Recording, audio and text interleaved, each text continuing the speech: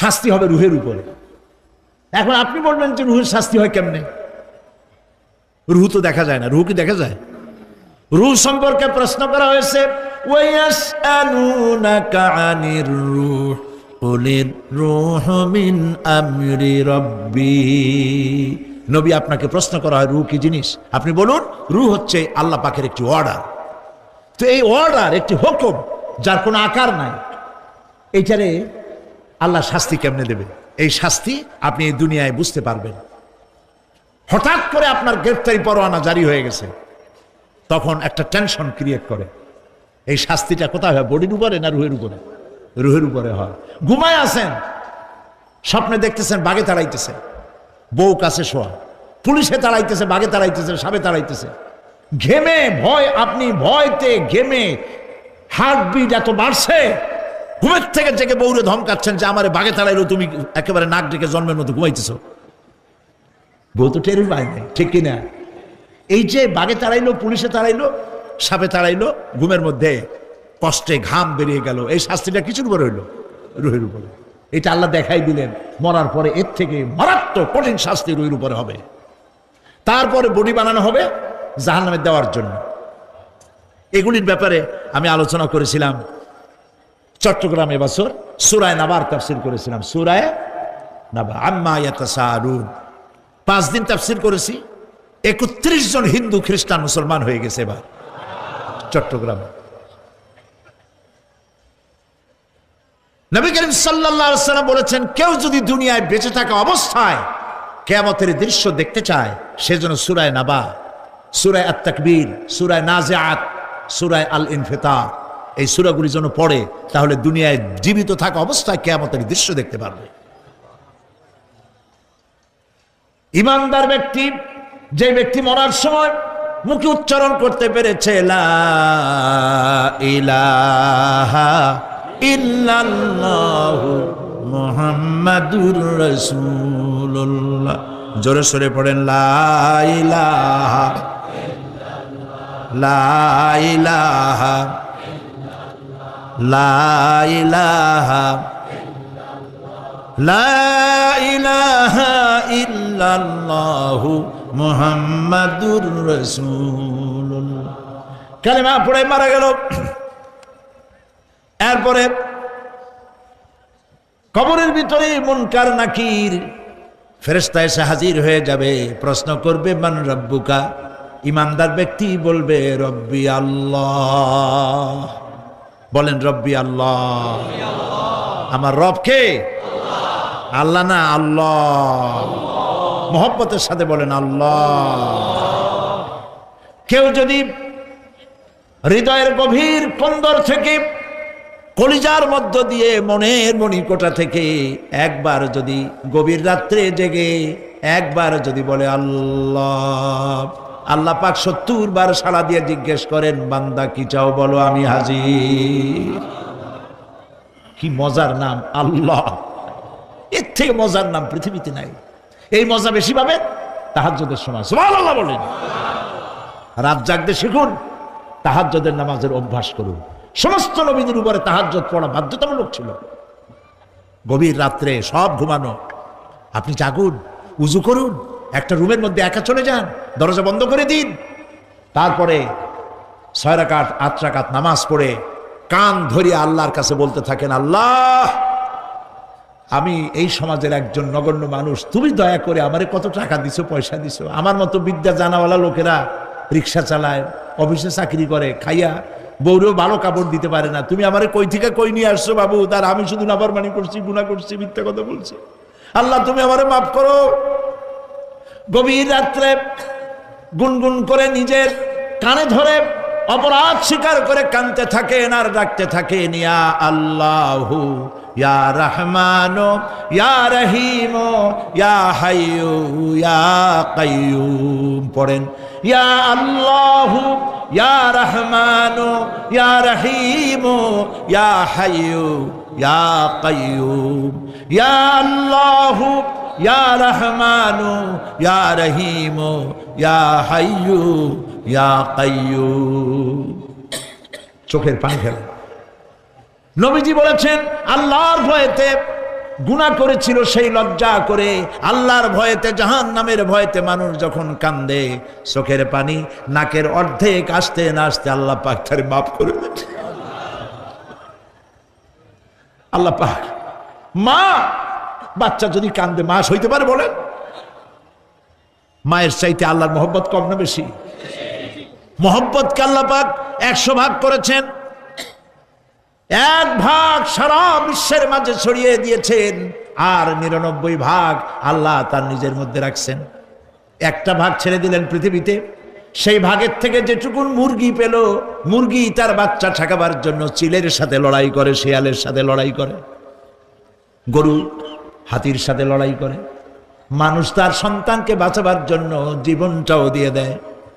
1টা ভাগের যতটুকুন পেলাম, সেই মহব্বত যদি আমার এত তীব্র হয় স্ত্রীর জন্য, সন্তানের জন্য, তাহলে 99টা ভাগ মহব্বত যে আল্লাহর কাছে বান্দার জন্য, তার দয়া কত বেশি। এই জন্য কবরের ভিতরে প্রশ্ন হবে, কে তোমার রব? মুমিন ব্যক্তি বলবে রব্বি আল্লাহ, আমার রব আল্লাহ। ওয়ামা দীনুকা, তোমার দিন কি? বলবে দীনুনাল ইসলাম। ওয়ামান নবিয়ুকা, তোমার নবীকে? ওই লোক বলবে নবিয়ুনা মুহাম্মাদুর রাসূলুল্লাহ সাল্লাল্লাহু আলাইহি ওয়াসাল্লাম। হাদিসে এসেছে ওই সময় নবীজির চেহারা মোবারক দেখানো হবে, প্রশ্ন করা হবে মা কুনতা তাকুলু ফি হাদার রাজুল, এই লোক সম্পর্কে তোমার ধারণা কি? লোকটি বলবে হাদা নবিয়ুনা মুহাম্মাদুর রাসূলুল্লাহ সাল্লাল্লাহু আলাইহি ওয়াসাল্লাম, ইনি তো আল্লাহর রাসূল, আমার নবী। সঙ্গে সঙ্গে গায়েব থেকে আওয়াজ হবে ফাফরিশু বিল জান্নাতি ওয়ালবিসু বিল জান্নাহ, ও আমার ফেরেশতারা, আমার বান্দার জন্য জান্নাতের বিছানা কবরের মধ্যে বিছায় দাও, আর আমার বান্দাকে জান্নাতের পোশাক পরায় দাও। জান্নাতের পোশাক পরায় দাও, জান্নাতের বিছানা বিছায় দাও, আর তার কবরটাকে প্রশস্ত করো। ইলা মাদ্দা বাসারা, যদ্দূর তার চোখের দৃষ্টি যায় অদ্দূর বড় বানায় দাও কবর। ফেরেশতারা বলবেন নোম কানাউমুল উরুস, দুলামিয়া যেমন বাসর সজ্জায় বউ নিয়ে ঘুমায়, তুমি আরামে ঘুমায় থাকো ইলা ইয়াউমিল কিয়ামা। ভাই সাহেব, এই পৃথিবীর সব ফাঁকিবাজি, মোহ, সব মোহ, স্ত্রী পুত্র পরিজন মাল ধন কিচ্ছু না, কোনো দাম নাই। আল্লাহকে ভয় করুন, আল্লাহকে ভয় করে চলুন। ভয় তো করতে পারলাম না, এত বড় একটা রমজান মাস চলে গেল, রোজা আসছিল তাকওয়া সৃষ্টি করার জন্য, সারা জীবন রোজা রাখলাম, মুত্তাকি হইতে পারলাম না। এটা ঠিক কিনা বলুন? সারা জীবন রোজা রাখলাম, মুত্তাকি হইতে পারি নাই। এখনো মিথ্যা কথা বলি, ওজনে কম দেই, খাদ্যে ভেজাল দেই, কথা ঠিক কিনা? মিথ্যা কথা বলতেছেন। মিথ্যা কথা বলা কবিরা গুনাহ, মিথ্যা কথা বলা সমস্ত গুনার মা। কথায় কথায় মিথ্যা বলা হচ্ছে। দোকানদারি করতেছেন, কষ্ট করে মাল কিনছেন, লাভের জন্যই তো কিনছেন, মিথ্যা কন কেন? ওজনে কম দিচ্ছেন, ভেজাল দিতেছেন, ভেজাল দিয়া কম দিয়া কয় টাকা উপার্জন করবেন? আর কতগুলি খাইতে পারবেন আপনি? চাউলের মধ্যে তুষ দিলেন, কুড়া দিলেন, পাথর দিলেন। আহারে মুসলমান, কি কপাল পোড়া! ওজন দিতে গিয়া একটু খিচ দিয়া ধরে যেদিকে পাথরটা, আর মালটা যেদিকে সেদিক টিটু নিচু করে দেয়। যে কেনে সে মনে করে মাশাআল্লাহ, লোকটা তো খুব ভালো, আমার তো বেশি দিছে। কিন্তু বাড়ি যায় দেখবেন আপনারা 14 গ্রাম কম দিয়েছে। ও 14 গ্রাম তো জায়গায় না, এখন তো গ্রাম বলে, আগে তো আমরা ছটাক মটক বলছি, এখন গ্রাম বলে সুবিধার জন্য। এগুলি কি আমি বানায় বলতেছি না? কথা ঠিক। লাভটা কি? কি লাভ? জমিনের আইল ঠেলতেছেন, পরের জমিন দখল করতেছেন, বোনেরে ঠকাইছেন, ভাইরে ঠকাইছেন, ভাইয়ের সম্পত্তি ফেরত দেন নাই। আহা, এই যে দুরবস্থার সৃষ্টি হলো, আমলের পরিবর্তন হলো না। মসজিদ বানাইছি সব দালান, মসজিদগুলি সব বিল্ডিং হয়ে গেছে। নবী করিম সাল্লাল্লাহু আলাইহি ওয়াসাল্লাম বলেছেন মাসাজিদুহুম আমিরাতুন ওয়া হিয়া খারাবুম মিনাল হুদা, মসজিদগুলি সব দালান হয়ে যাবে শেষ যুগে। এগুলি নবী করিম সাল্লাল্লাহু আলাইহি ওয়াসাল্লামের ভবিষ্যৎবাণী। মসজিদগুলি কি হবে? সব বিল্ডিং হয়ে যাবে। ওয়া হিয়া খারাবুম মিনাল হুদা, হেদায়েত থেকে খালি হয়ে যাবে। হেদায়েত নাই, খালি মসজিদ, building, tiles, mosaic, air condition সব আছে, হেদায়েত নেই। কবি বলতেছেন মসজিদ তো বানা লি হে शब भर में ईमान की हरारत वालों ने मन पुराना पापी रहा बरसों में नमाजी बनना सिखा। মন চাইছে তাড়াতাড়ি করে মসজিদ একটা বানাই ফেলাইছে, কিন্তু বছর বছর নামাজ পড়লো, মন সেই পুরানা পাপী রয়ে গেছে, সেই পাপ থেকে সে বাঁচতে পারে নাই। এই জন্য বিশ্ব কবি আকবাল বলেন, মসজিদ মে মরসিয়া খাহে কে নমাজি ন রহি, মসজিদ মে মরসিয়া খাহে কে নমাজি ন রহি, याने वो साहेबे औसाफ हिजाजी न रही। মসজিদ আর কানতেছে, আমার সেই নামাজি কই? যেই নামাজিরা যখন নামাজ পড়তো পাখি এসে মাথার উপরে বসতো, পাখিতে বুঝতে পারতো না যেটা মানুষ না গাছ। সুবহানাল্লাহ। আর এখন ইমাম যদি নামাজ পড়তে আত্মাহিত পড়তে দেরি করে, ধীরে ধীরে পড়তেছে, পিছন থেকে সিগন্যাল মারা শুরু করে, বেয়াদব। ইমাম যদি নামাজের মধ্যে, ইমামকে কখনো গলায় কাশি দিয়ে আপনি ডিকটেট করতে পারবেন না, বেয়াদবি, নামাজ নষ্ট হয়ে যাবে। অনেকে করে কিনা বলো, ওর নিজেরটা শেষ হয়ে গেছে এই জন্য ইমাম করে না কেন, সেই জন্য কাশি দেয়। এটা ফাজলামি করার জায়গা নয়। প্রিয় ভাই সব, সুতরাং আমল যদি ভালো না হয় মসজিদ সুন্দর বানায় লাভ হবে না। আমল যদি ভালো না হয় সুন্দর জামা টুপি পরে কোনো লাভ হবে না। শরীরে হয়েছে ক্যান্সার আর মাথায় মাখতেছে লক্ষ্মী বিলাসের তেল, লাভ আছে? বলেন লাভ আছে? কোনো লাভ নাই।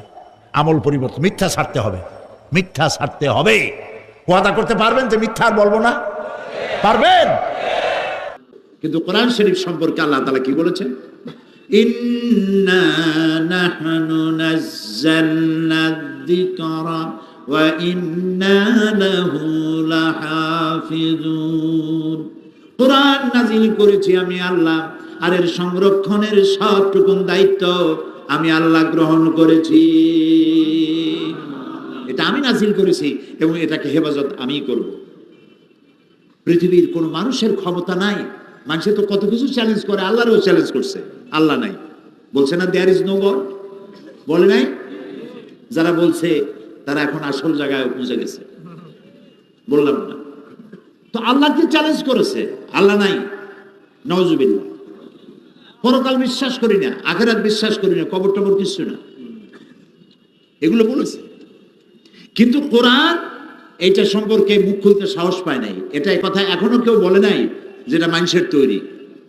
ওরা যাতে মাতাল হলেও তাহলে ঠিক আছে, কারণ এইটা যদি বলে যেটা মানুষের তৈরি, তো মানুষের তো পাড়ায় ধরবে, বেটা তুই তো মানুষ বানা কোরআন শরীফ পারবে বানাইতে? আল্লাহ রাব্বুল আলামিন প্রথমে চ্যালেঞ্জ করলেন যারা কোরআনকে মানুষের বানানো নবী করিম সাল্লাল্লাহু আলাইহি ওয়াসাল্লামকে জেনে শিখাইছে, অথবা তিনি কবি হয়ে গেছেন, এইসব কথা বলে যখন তারা বলতেছিল, আল্লাহ রাব্বুল আলামিন তখন চ্যালেঞ্জ করেছেন, যদি পারো কোরআনের মতো করে একখান কোরআন বানাও। এই চ্যালেঞ্জের মোকাবেলা কেউ করতে পারে নাই। এরপরে রাব্বুল আলামিন এই চ্যালেঞ্জকে আরো হালকা করে দিয়ে আল্লাহ রাব্বুল আলামিন বললেন, গোটা কোরআন না পারো, কোরআনের সূরার মতো করে 10টা সূরা বানাও। এটারও মোকাবেলা কেউ করতে পারলো না। সবশেষে এই চ্যালেঞ্জকে আরো হালকা করে আল্লাহ রাব্বুল আলামিন বলেন, ইন কুনতুম ফি রাইবিম মিম্মা নাযালনা আলা আবদিনা, আমার বান্দার পরে যে কিতাব আমি অবতীর্ণ করেছি, যদি সন্দেহ হয় যেটা তার বানানো, ফাতু বিসূরাতিন মিন মিসলি, তাহলে কোরআন শরীফের সূরার মতো করে ছোট্ট, কোরআনের সর্বকনিষ্ঠ সূরা যেটি, এই সূরার মতো করে ছোট্ট একটা সূরা বানাও। এই চ্যালেঞ্জ কত বছর হলো? 1400 বছর পার হয়ে গেছে, আজও এটার মোকাবেলা কেউ করতে পারে নাই। ভবিষ্যতে পারবে না।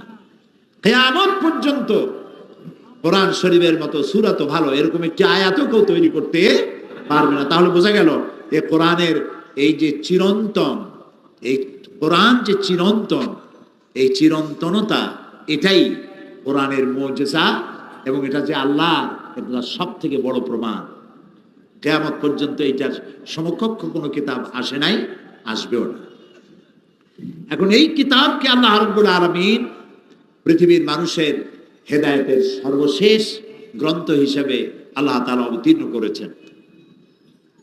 কোরআন পড়ো, কোরআন বোঝো। আমি যখন বিদেশে যাই, বাইরে যখন প্রোগ্রাম হয়, আমি তখন সেখানে বলি যে আপনারা যারা, সেখানে তো মুসলমান থাকে, ইহুদি থাকে, খ্রিস্টান থাকে, বৌদ্ধ থাকে, হিন্দু থাকে, বিভিন্ন জাতির লোকেরা থাকে। তা আমি বলি, কোরআনে কারীমকে আপনাদের মুসলমান হওয়ার দরকার নেই।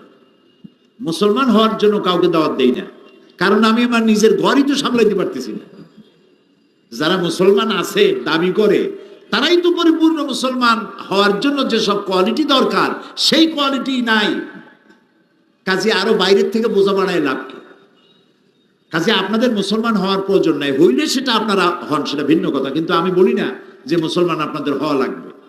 আমি এই কথা বলি, আপনারা যদি মুসলমান নাও হন, শুধু যদি কোরআন শরীফের আইনগুলি মেনে চলেন, তাহলে দুনিয়ায় শান্তির গ্যারান্টি পাবেন।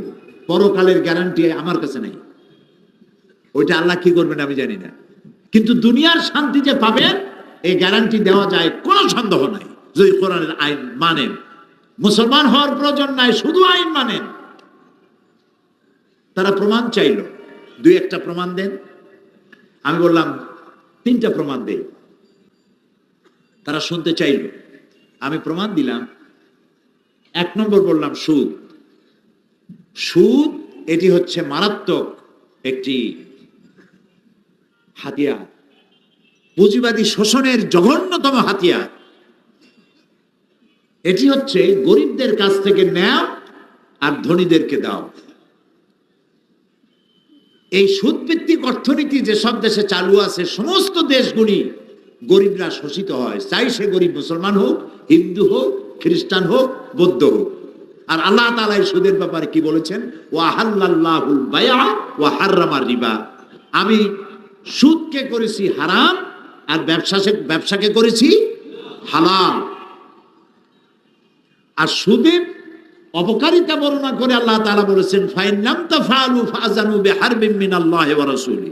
সুদ হচ্ছে এত বড় মারাত্মক অপরাধ, এই অপরাধ থেকে যদি বিরত না থাকো, তাহলে আল্লাহ এবং রাসূলের পক্ষ থেকে তোমাদের বিরুদ্ধে যুদ্ধের ঘোষণা রইল। নাউজুবিল্লাহ বলুন। নবী করিম সাল্লাল্লাহু আলাইহি ওয়াসাল্লাম বলেছেন, সুদের মধ্যে 70টি গুনাহ। কয়টা গুনাহ? তার ছোট্ট গুনাহ হলো নিজের গর্ভধারিণী মাকে নিকাহ করা। নাউজুবিল্লাহি মিন যালিক। এখন এই জঘন্যতম হাতিয়ার সুদ, যারা এনজিওর কাছ থেকে লেনদেন করেন তারা বোঝেন যে সুদের মজা কি। সুদের সুদ তস্যচুদ সুদ, চক্রবৃদ্ধি আকারে সুদ দিতে দিতে আসল টাকা সুদ সহ বহুবার ফেরত দেওয়ার পরেও সুদের থেকে মুক্ত মানুষ হতে পারে না। মারাত্মক, জঘন্য। আল্লাহ তাআলা এটাকে হারাম করে দিল। এখন যদি রাষ্ট্র আইন করে এই সুদকে বন্ধ করে দিয়ে, যদি সুদভিত্তিক অর্থনীতি বন্ধ হয়ে গিয়ে যদি যাকাত ভিত্তিক অর্থনীতি চালু হয়ে যায়, তাহলে এর দ্বারা উপকৃত হবে কি মুসলমান না হিন্দু, খ্রিস্টান, বৌদ্ধ? সবাই হবে। বলেন, বলেন না, জবাব দেন না। সবাই হবে। গেল 1 নম্বর। 2 নম্বরে আল্লাহ তাআলা কোরআন শরীফে বলছেন, ওয়ালা তাকরাবুজ জিনা ইন্নাহু কানা ফাহিশাতান ওয়া সা সাবিলা। জিনা করা তো দূরের কথা, এর নিকটেও যেও না। জিনা করো না, এই কথা কোরআন শরীফে কোথাও নেই। বলা হলো জিনা এত নিকৃষ্ট যেটার কাছেও যেও না। তো কাছে যেতে গেলে নিশ্চয়ই কিছু রুট আছে, কিছু রাস্তা আছে, এই রাস্তাগুলিতেও যেও না। সে রাস্তাগুলি কি? জিনার নিকটবর্তী হওয়ার জন্য যে রাস্তাগুলি, তার মধ্যে একটা হচ্ছে ব্লু ফিল্ম, অশ্লীল নাচ, অশ্লীল গান, অশ্লীল সাহিত্য, নারীর সৌন্দর্য প্রদর্শনী ইত্যাদি। এখন এই যে জিনিসগুলির নাম আমি বললাম, এই জিনিসগুলি যদি চালু থাকে সমাজে, কি কি বললাম মনে আছে? মনে আছে? এই রাস্তাগুলি যদি চালু থাকে, তাহলে এর দ্বারা নির্যাতিতা হবে সকল শ্রেণীর নারীরা, চাই সে মুসলমান হোক, চাই সে হিন্দু হোক, চাই সে বৌদ্ধর মেয়ে হোক, ঠিক কিনা? কথা সত্য কিনা? এখন রাষ্ট্র যদি এই রুটগুলি বন্ধ করে দেয়, জেনা করার রুট, জেনা করার রাস্তা, লাইনগুলি বন্ধ যদি রাষ্ট্র করে, সৌন্দর্য প্রদর্শনী নিষিদ্ধ, ব্লু ফিল্ম প্রদর্শনী নিষিদ্ধ, ছায়া, অশ্লীল ছায়াছবি, অশ্লীল গান, নারীর সৌন্দর্য প্রদর্শনী ইত্যাদি নিষিদ্ধ, রাষ্ট্র যদি আইন করে বন্ধ করে দেয়, আপনারাই বলেন এর দ্বারা কি উপকৃত হবে শুধুমাত্র মুসলমান মেয়েরা, না সব জাতি, ধর্ম, দল, মত নির্বিশেষে সকল নারীরা তাদের ইজ্জত এবং সম্ভ্রমের গ্যারান্টি পাবে? কথা ঠিক কিনা? আসুন 3 নম্বরে, সমস্ত পাপের উৎস কি বলতে পারবেন? মদ এবং জুয়া সমস্ত পাপের উৎস। ওয়াসআলুনাকা আনিল খামরি ওয়াল মাইসিরি কুল ফীহিমা ইসমুন কাবীর। হে নবী, আপনাকে প্রশ্ন করা হয় মদ এবং জুয়া সম্পর্কে, আপনি বলুন ইসমুন কাবীর, এটা মারাত্মক গুনাহ, মারাত্মক অপরাধ। শিরক, এটাকে কিন্তু বড় গুনাহ বলা হয় নাই। আমি যদি প্রশ্ন করি সব থেকে বড় গুনাহ কি, আপনারা জবাবে বলবেন কি বলেন তো? শিরক। আমি জানি এই জবাবটা আপনারা দিবেন, কিন্তু শিরককে বড় গুনাহ বলা হয় নাই। অবশ্যই বড় গুনাহ, কিন্তু কোরআনে কারীম এটাকে বড় গুনাহ বলে নাই, এটাকে বলা হয়েছে ইন্নাশ শিরকা লা যুলমুন আযীম, এটা বড় জুলম, বড় অত্যাচার। জুলম কারে বলে? উলামায়ে কেরাম জানেন, ওয়াদউ শাই ফি গায়রি মুহাল্লি। জুলুম বলা হয় যে জিনিসটা যেখানে রাখার সেখানে না রেখে অন্য জায়গায় রাখার নাম হলো, বলেন, জুলম। যেমন এই চশমাটা রাখার জায়গা কোথায়? চোখে, আমি এখানে রেখে দিলাম, তাহলে চশমার উপরে কি করা হলো? জুলুম করা হলো। টুপিটা রাখার জায়গা কোথায়? আমি টুপিটা মাথায় না রেখে হাঁটু উঁচু করে বসে হাঁটুর মাথায় রাখলাম, তাহলে টুপির উপরে কি করা হলো? জুলুম করা হলো। দুধ রাখতে হয় কোথায়? পাত্রে। পাত্রে না রেখে আপনারা মাছ ধরে, মাছ রাখেন কিসে? জাল বাইয়া মাছ ধরেন যখন, তারপরে যার মধ্যে রাখেন ওইটার নাম কি? খোলই। এখন আপনার দুধ বোতলে না রাখা যদি থালার মধ্যে রাখেন, তাহলে দুধের উপরে কি করলেন? জুলুম করে ভালাইছে। এই তো বুঝে ভালাইছেন, একেবারে বাংলা কথা। যে জিনিসটা আল্লাহর কাছে চাওয়া, যেটা দিতে পারেন তিনি গায়েব থেকে, তিনি ছাড়া কেউ দিতে পারেন না, সেই জিনিসটা আল্লাহকে ছাড়া কারো কাছে চাওয়ার নামই হলো জুলম। সন্তান দেওয়ার মালিককে, রোগ মুক্ত করার মালিককে, বিপদ থেকে বাঁচাবার মালিককে, হায়াতের মালিককে, মওতের মালিককে, বলেন আল্লাহ, আল্লাহ, আল্লাহ, আল্লাহ। সেই আল্লাহকে ছাড়া অন্যের কাছে যখন চাইবেন এই সব বিষয়, তখন আপনি জুলুম করে বসলেন। এটাকে জুলুম বলা হয়েছে, বড় জুলুম। কিন্তু এটা অবশ্যই বড় গুনাহ, কোনো সন্দেহ নাই, কিন্তু একমাত্র বড় গুনাহ নয়। সব বড় গুনাহের মধ্যে এটাও একটি বড় গুনাহ। কিন্তু আল্লাহ তাআলা বড় গুনাহ হিসাবে ইসমুন কাবীর বলেছেন মদ আর জুয়াকে। মদ এবং জুয়া এই দুটি জিনিস মানুষকে মাথা খারাপ করে দেয়। আরে ভাই একটু সময় দেন, একটু স্ন্যাপ নিচ্ছে, কি অসুবিধা? 1 মিনিট একটু সহ্য করতে পারেন না? আমাদের ধৈর্য আরো দরকার হবে। জি ভাই, আপনি ভাবেন না, বসে। মদ আর জুয়া, জুয়ায় অসুবিধা কি? জুয়ায় অসুবিধা হলো, এক্ষুনি যদি আপনাকে 1 লক্ষ টাকা কেউ দেয়, ওই টাকাটার কোনো গুরুত্ব হবে আপনার কাছে? বলেন, বলেন, গুরুত্ব হবে? এই টাকা দিয়ে আপনি যা মূল্য তাই কিনবেন, যা খুশি তাই করবেন। তো 10 টাকা দিয়ে যদি লেগে যায় 10 লাখ টাকা পেয়ে গেছেন, আপনি তো মানুষের মানুষ মনে করবেন না, আপনি অহংকারী হবেন, ফেরাউন হয়ে যাবেন। যা চান তার চাইতে অনেক বেশি পাইছেন, এত পাও পাইছেন, কোথায় রাখবেন বসার জায়গাও নাই। তখন আপনি ফেরাউন হবেন, নমরুদ হবেন। এই জন্য জুয়া মানুষকে মাতাল করে দেয়, দিক বিদিক শূন্য করে দেয়, কি করবে দিশা করতে কাণ্ড জ্ঞান বর্জিত করে দেয়। আর এই পয়সাটা যদি 10 লাখ টাকাই হোক আর 10 টাকাই হোক আর 100 টাকাই হোক, তা যদি ইনকাম করতে গায়ে মাথার ঘাম পায় পড়ে, 10 লাখ টাকার চাইতে 100 টাকার দাম তার কাছে অনেক বেশি। এটা আয় করতে কষ্ট হয়েছে। আর মদ, যারা এগুলি খায়, নানান রকমের কি বলে কোকেইন, হেরোইন, চর্স, তারপরে বাহাবা ট্যাবলেট নাকি ইয়াবা ট্যাবলেট, তারপরে এই সব জিনিস, তারপরে পানি জাতীয়, ওদের জিজ্ঞেস করছি এগুলো খাও কেন? কয় হুজুর বুঝবেন না, খাইলে পরে একটা ভাব সৃষ্টি হয়, একটা রাজা রাজা ভাব। এই যে রাজা রাজা ভাব, এই ভাবটাই তার জ্ঞানটাকে, তার কাণ্ডজ্ঞান, তার কমন সেন্সকে বিলুপ্ত করে দেয়। আর কমন সেন্স যখন বিলুপ্ত হয়, তখন সে মানুষ হত্যা করতে পারে, জেনা করতে পারে, ডাকাতি করতে পারে, বোমা মারতে পারে, সব পারে। আল্লাহ তাআলা বলেছেন কুল ফীহিমা ইসমুন কাবীর, মারাত্মক গুনাহ। এখন মদ আর জুয়া যদি বন্ধ করে দেওয়া হয়, রাষ্ট্র যদি বলে আমার দেশে মদ জুয়া চলবে না, বন্ধ করে দিলাম, এর উৎপাদন, বিপণন এবং সেবন সম্পূর্ণ নিষিদ্ধ, এটা যদি রাষ্ট্র করে দেয়, তাহলে মদ্য আর জুয়ারিদের যন্ত্রণা থেকে শুধু মুসলমানেরাই হেফাজত পাবে নাকি? হিন্দু, খ্রিস্টান, বৌদ্ধ, জাতি, ধর্ম, দলমত নির্বিশেষে সকলের জন্য কল্যাণ হবে না?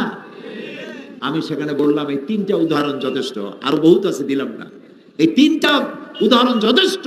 কোরআন শুধু মুসলমানদের জন্য আসে নাই, আল্লাহর কসম, কোরআন শুধু মুসলমানদের জন্য আসে নাই। এটা মুসলমানদের জন্য হতো যদি আল্লাহ হতেন আলহামদুলিল্লাহ রব্বিল মুসলিমিন। আল্লাহ কি রব্বিল মুসলিমিন শুধু? তাহলে রব্বুল আলামিন কেন পড়ি? তিনি সকলের রব, সকল সৃষ্টি তার, আল্লাহ তাআলা। সেই জন্য তিনি যে আইনের কিতাব তৈরি করেছেন, বই তৈরি করেছেন, এটাকে সার্বজনীন। যারা ইসলামকে, এই যে যারা বলে আমরা একটা অসাম্প্রদায়িক সমাজ গড়তে চাই, রাষ্ট্র গড়তে চাই, এদের মাথার ঘিলু কি পরিমাণ আমি জানি না, কি খাইয়া বলে তাও জানি না। আরে ভাই, কোন মুসলমান কেন বলবে আমি অসাম্প্রদায়িক রাষ্ট্র করতে চাই? ইসলাম তো সাম্প্রদায়িক নয়, ইসলাম চির উদার। সুবহানাল্লাহ, ইসলাম চির উদার। নবী করিম সাল্লাল্লাহু আলাইহি বলেন, সাল্লাল্লাহু আলাইহি ওয়াসাল্লাম মক্কা থেকে মদিনায় হিজরত করে সর্বপ্রথম ইহুদিদের সাথে চুক্তি করেছেন, শান্তি চুক্তি। এই উদার, এত বড় উদারতা আর কে দেখাবে পৃথিবীর মাঝে? কত বড় উদার! কালো মানুষের কোনো দাম নাই। কিরকম দাম নাই? কৃতদাসী মালিক তাকে গর্ভবতী করেছে অবৈধভাবে, 7-8 মাস গর্ভের বয়স হয়েছে, বন্ধুদের দাওয়াত দিয়েছে, বৈঠকখানায় কৃতদাসীকে উলঙ্গ করেছে সকলের সামনে, এবং আরেকটা কৃতদাসকে দিয়ে তার পেট চিরেছে, পেট চিরে বাচ্চা বের করেছে, বাচ্চাটা ছটফট করে মরছে আর মা ছটফট করে মরছে।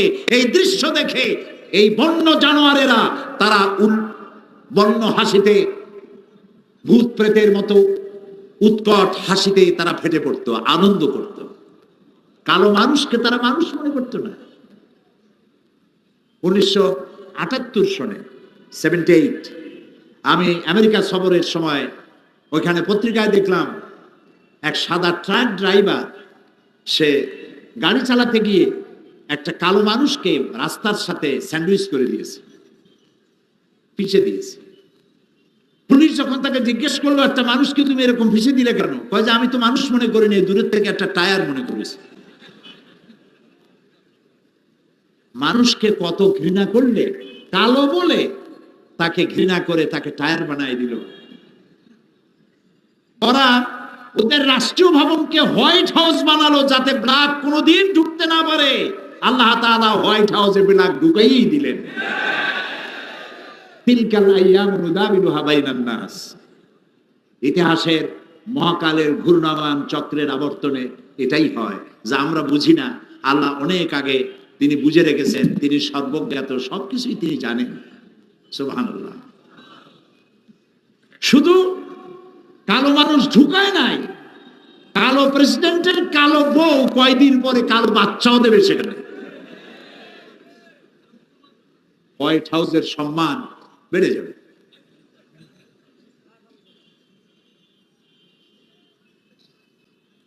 প্রিয় ভাই সব,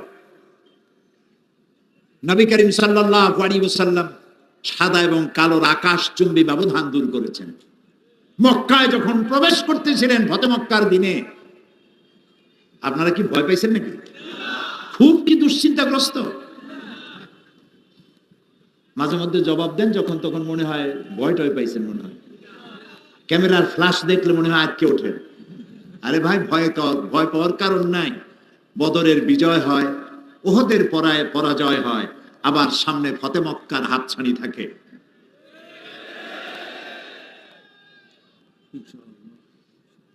নবী করিম সাল্লাল্লাহু আলাইহি ওয়াসাল্লাম ফতে মক্কার দিনে যে উষ্ট্রের পৃষ্ঠে তিনি বসা ছিলেন, তার পেছনে তার গায়ের সাথে পবিত্র শরীর মোবারকের সাথে মিশে বসা ছিলেন হযরত উসামা রাদিয়াল্লাহু তাআলা আনহু।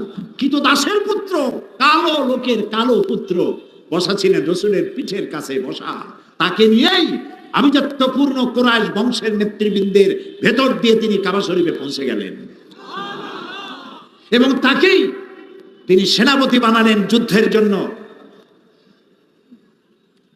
17 বছর বয়সের উসামা রাদিয়াল্লাহু তাআলা আনহু, তাকে যুদ্ধের সেনাপতি বানালেন। কিন্তু যুদ্ধে রওনা করার আগেই নবী করিম সাল্লাল্লাহু আলাইহি ওয়াসাল্লাম ইন্তেকাল করলেন। হযরত আবু বকর রাদিয়াল্লাহু তাআলা আনহু ক্ষমতায় আসলেন। ক্ষমতায় এসে তিনি বললেন, তিনি সেই কাজ দিয়ে শুরু করলেন যে কাজের সূচনা করেছিলেন নবী করিম সাল্লাল্লাহু আলাইহি ওয়াসাল্লাম পূর্ণতা পাবার আগেই দুনিয়া থেকে বিদায় হলেন সেই যুদ্ধের যাওয়ার জন্য। সেটা দিয়ে তিনি তার খেলাফতের কাজ শুরু করলেন। হযরত উসামা সেনাপতি ঘোড়ার পৃষ্ঠে আরোহণ করেছেন খলিফার নির্দেশে। এগিয়ে চলছে তার পেছনে সাহাবীরা। কারা সেই সাহাবী? হযরত ওমর, হযরত খালিদ বিন ওয়ালিদ, বড় বড় সাহাবীরা সব পেছনে চলছেন, আর তিনি উঠে পিঠের উপরে বসা সেনাপতি, কৃতদাসের পুত্র, কালো উসামা বিন যায়েদ রাদিয়াল্লাহু তাআলা। আর তার পাশে হযরত আবু বকর খলিফাতুল মুসলিমিন, আমিরুল মুমিনিন, পাশে পায়ে হাঁটতেছেন আর বলছেন, উসামা, নবী করিম সাল্লাল্লাহু আলাইহি ওয়াসাল্লাম এই যুদ্ধের সেনাপতি তোমাকে বানাইছেন এবং লিস্টে যে সব সাহাবী নাম ছিল তাদেরকে আমি তোমার সাথে দিয়ে দিলাম। ওমরেরও নাম ছিল এখানে। আমি নতুন রাষ্ট্রের দায়িত্ব পেয়েছি, ওমরের মতো লোক আমার পাশে থাকা দরকার। তুমি যদি অনুমতি দাও তাহলে ওমরকে আমি আমার কাছে রাখি। চিন্তা করতে পারে মাথায় ঢুকে পড়ে। হযরত উসামা বিন যায়েদ রাদিয়াল্লাহু তাআলা চোখে পানি ফেললেন, বললেন, আমিরুল মুমিনিন, আমার খুব কষ্ট হচ্ছে, আমি ঘোড়ার পৃষ্ঠে বসা, আমিরুল মুমিনিন পায়ে হাঁটতেছে, আমার কাছে অনুমতি আছে যে কয়জন করতে আপনি রেখে দিতে পারেন। এই হচ্ছে ইসলাম। ইসলাম যা দুনিয়াকে দিয়েছে কেউ দিতে পারে না। সুতরাং অসাম্প্রদায়িক রাষ্ট্র চাই, সমাজ ব্যবস্থা চাই, এই কথা ওরাই বলতে পারে যারা কোরআন হাদিস আর ইসলাম সম্পর্কে 4 পয়সা জ্ঞান নাই।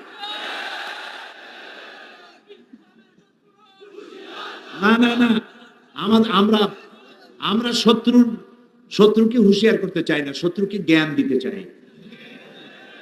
এবং আমরা এদেরকে শত্রু মনেও করি না। এরা আমাদের শত্রু নয়, ওরা আমাদের ভাই। ওদের জন্য দরদ আছে বলি যায়, কারণ ওরা বোঝে না, সেই জন্য ওদের প্রতি দরদ। রাসূলুল্লাহ মার খেয়েছেন, বদদোয়া করেছেন? আমি জবাব চাই, বদদোয়া করেছেন? তাইফের ময়দানে রক্ত ঝরেছে, উহুদের ময়দানে দান্দান মোবারক শহীদ হয়েছে, রাসূলুল্লাহ বদদোয়া করেছেন? বদদোয়া করেন নাই। বলেছেন, আল্লাহুম্মা গফির লিকাওমি ফাইন্নাহুম লা ইয়ালামুন। আয় আল্লাহ, আমার জাতিকে ক্ষমা করে দাও।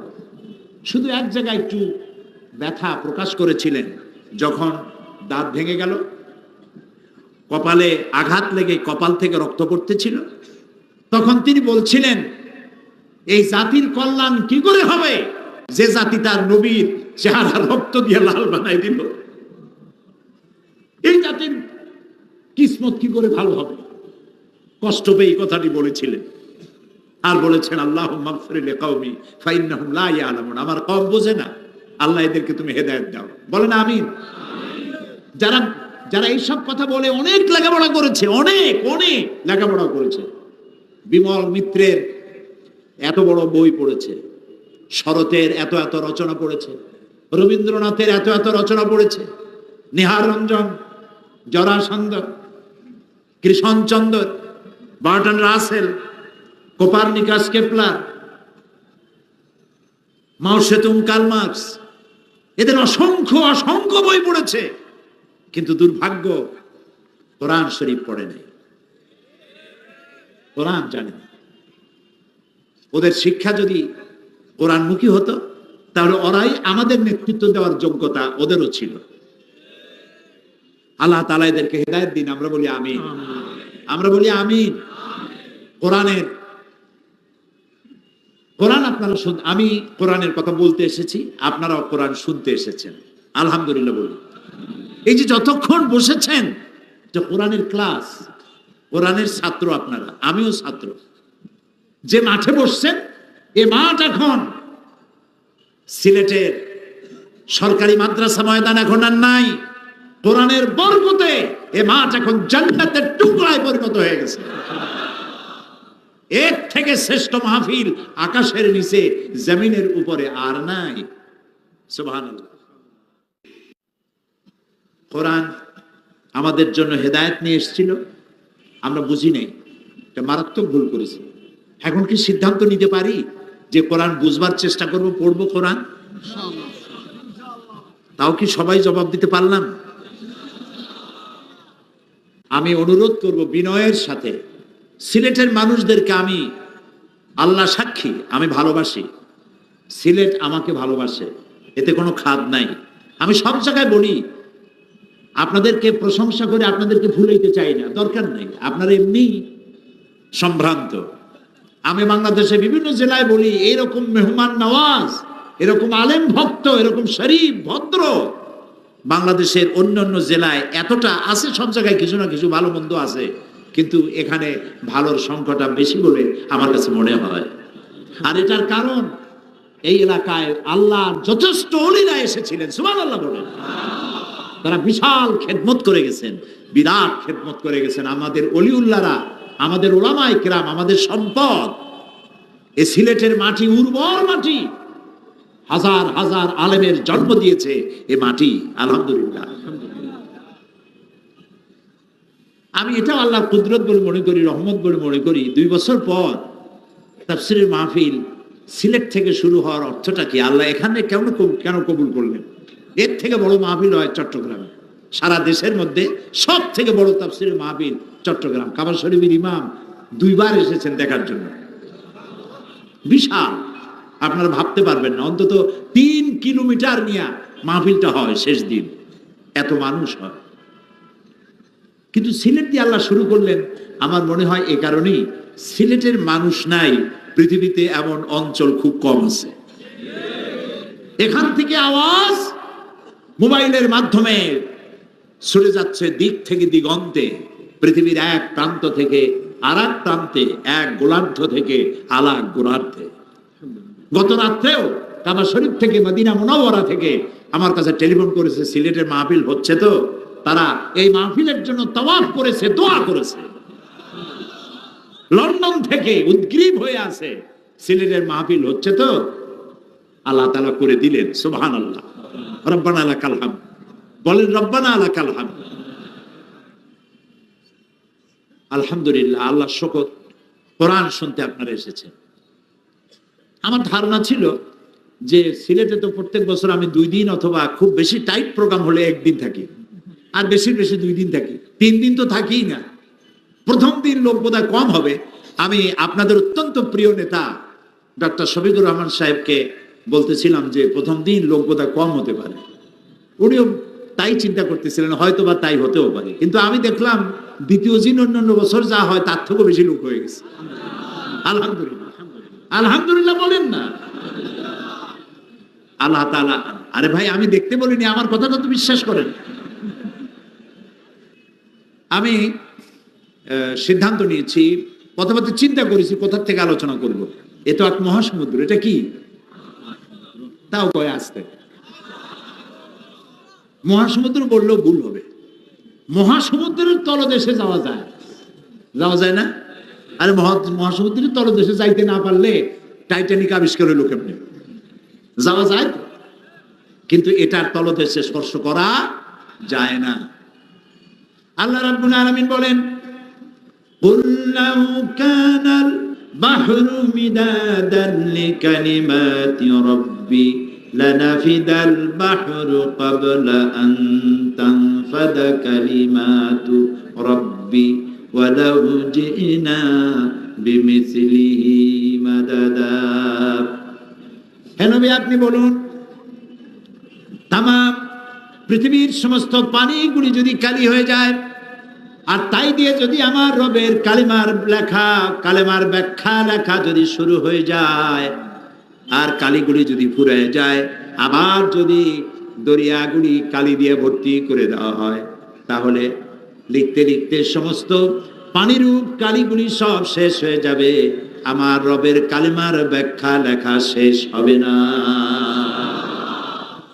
যুগ যুগ ধরে এর তাফসীর হচ্ছে, ব্যাখ্যা হচ্ছে। কোন মুফাসসির আজ পর্যন্ত বলতে পারেন না যে তাফসীর আমি যা করছি this is the last and final, এরপর আর দরকার নাই, এইটাই শেষ। বলতে পারছে কেউ? পারে নাই। নিত্য নতুন তথ্য বেরিয়ে আসছে কোরআন থেকে এবং আসতে থাকবে। গোটা বিশ্ব উপকৃত হবে আল্লাহর কোরআন দিয়ে। আমি চিন্তা করেছি আমাদের কিছু ঘাটতি আছে। আমরা নিজেদেরকে দাবি করি মুমিন। আমরা নিজেদেরকে কি দাবি করি বলেন? মুমিন বলে দাবি করি। এখন মুমিনদের মুমিন হওয়ার জন্য যে সমস্ত কোয়ালিটি, বৈশিষ্ট্য থাকা দরকার, সেসব বৈশিষ্ট্যের অভাব আমাদের মধ্যে দেখা দিয়েছে বলে আল্লাহ তাআলা মাঝে মধ্যে আমাদেরকে বিপদে ফেলেন, শিক্ষা দেন।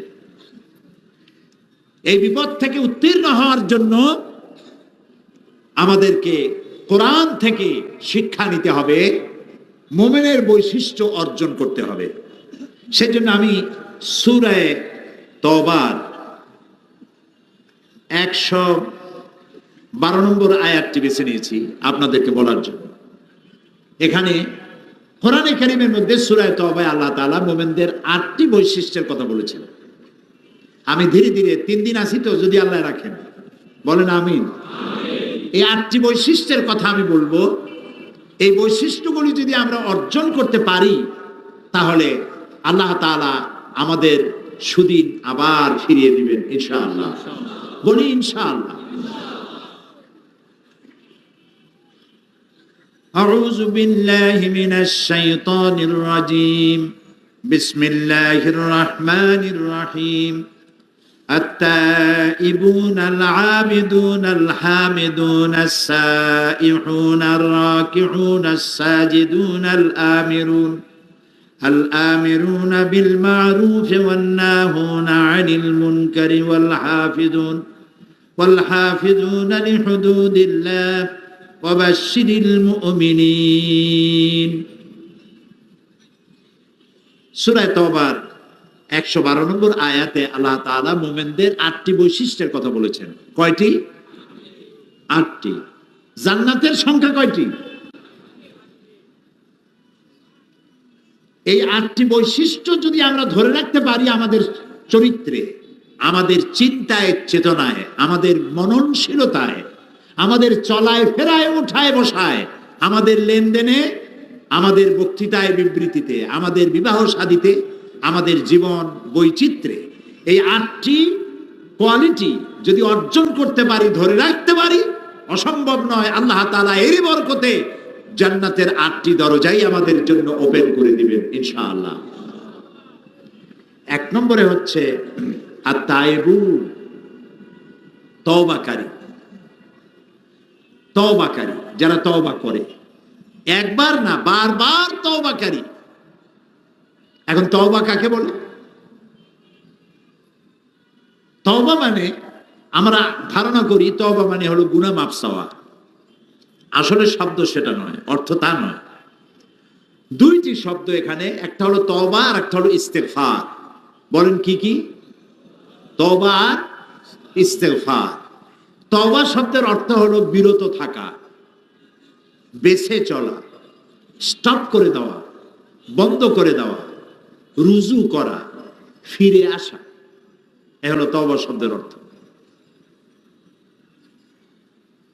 আল্লাহ তাআলা তার এক নাম হলো তাওয়াব। আল্লাহর এক নাম কি? তাওয়াব। যে তওবা করে সে রুজু করে। মুখালেফাত, তওবা মানে গুনাহ করা মানে মুখালেফাত করা, আল্লাহর সাথে, আল্লাহর আইনের সাথে বিরোধিতা করা, এটার নামই হলো গুনাহ। গুনাহ থেকে যে তওবা করলো সে রুজু করলো, মুখালেফাত থেকে মুওয়াফাকাতের দিকে আসলো।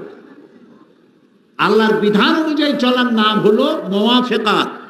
আর আপনি যখন বিরোধিতা করবেন সেটা হলো মুখালেফাত। আপনি যখন তওবা করলেন, রুজু করলেন, যিনি তওবা করলেন তাকে বলা হয় তায়েব। যিনি তওবা করেছেন তাই কি বলা হয়? তায়েব। একটা মানুষ যখন তায়েব হয়, আল্লাহ তার প্রতি তাওয়াব হন। ও লোকটা যখন রুজু করলো, আল্লাহ তখন তার দিকে ফিরে এলেন।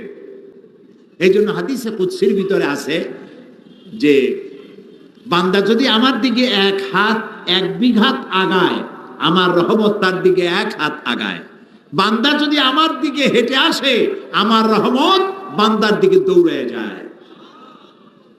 ইয়া আইয়ুহাল্লাযীনা আমানু তুবু ইলাল্লাহি জামিআ।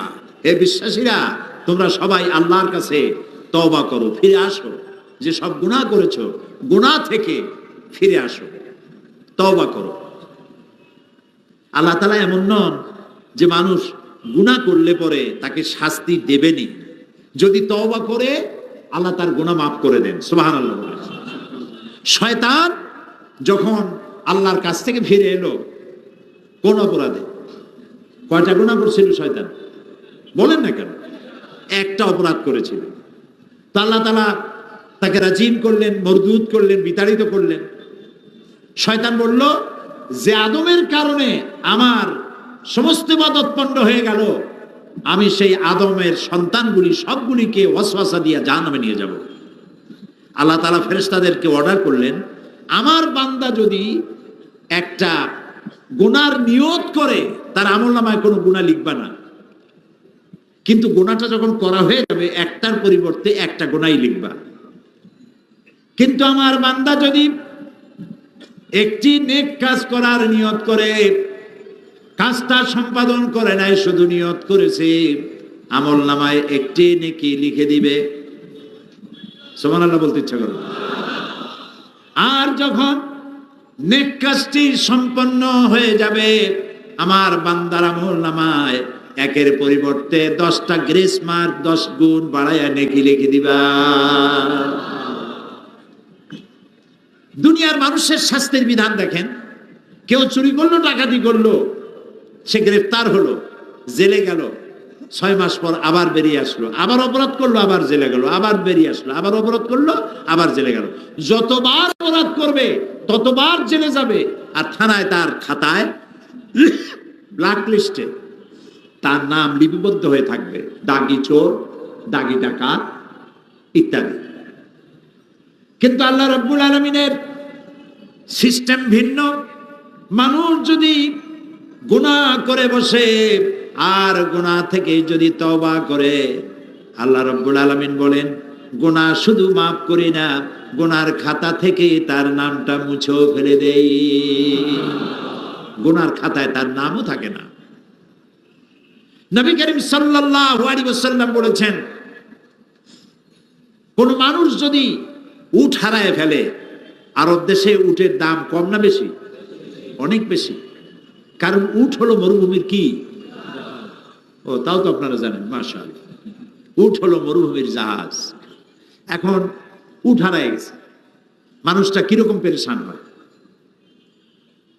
আল্লাহর নবী বলেন, উট হারা ব্যক্তি বহু খোঁজাখুঁজির পর উটটা পেলে পরে যতটা না আনন্দিত হয়, কোন গুনাহগার বান্দা গুনাহ থেকে তওবা করলে আল্লাহ রাব্বুল আলামিনের থেকে বেশি খুশি হয়ে যায়।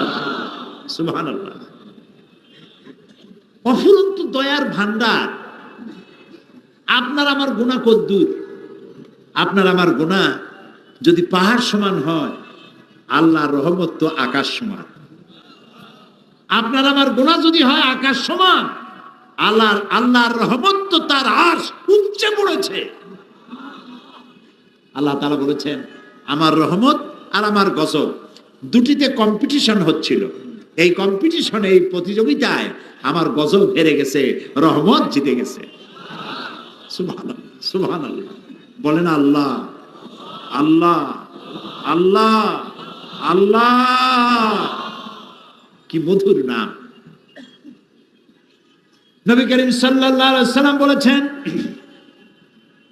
আল্লাহ রাব্বুল আলামিনের কাছে দুইটা ফোঁটা সব থেকে বেশি প্রিয়। একটা ফোঁটা হলো মানুষ যখন জিহাদের ময়দানে শরীর থেকে যে রক্ত ফোঁটা পড়ে, এটার গুরুত্ব আল্লাহর কাছে অনেক বেশি। আবার যখন গভীর রাত্রে বান্দা যখন চোখ দিয়া পানি ছাড়ে গুনাহ করেছে বলে অপরাধের ফিলিংস উঠেছে, আল্লাহর কাছে হাত তুলেছে, চোখের পানি ফেলেছে, আল্লাহর নবী বলেন অনুতপ্ত আর অনুশোচনা করে চোখের পানি নাকের অর্ধেক আসতে না আসতে আল্লাহ রাব্বুল আলামিন তার গুনাহ মাফ করে দেন। কত দয়া এ কোরআনে ভরা। যেখানে জব্বার, কাহ্হার নাম আল্লাহ ব্যবহার করেছেন, পাশেই ওদুদ, রহিম এ নাম ব্যবহার করেছেন। যেখানে জাহান্নামের কথা, বান্দা যেন ভয় না পায়, সাথেই আবার জান্নাতের কথা। সুবহানাল্লাহ। গফুরুর রহিম তিনি। সুবহানাল্লাহ বলেন, সুবহানাল্লাহ। আবারও বলেন সুবহানাল্লাহ, আবারও বলেন সুবহানাল্লাহ। কি দয়াতা। হাদিসে কুদসি আল্লাহ তাআলা বলছেন, কোন কওমের বদআমলের কারণে আমি যদি গজব দেওয়ার এরাদা করি, এটা কি শোনাচ্ছি?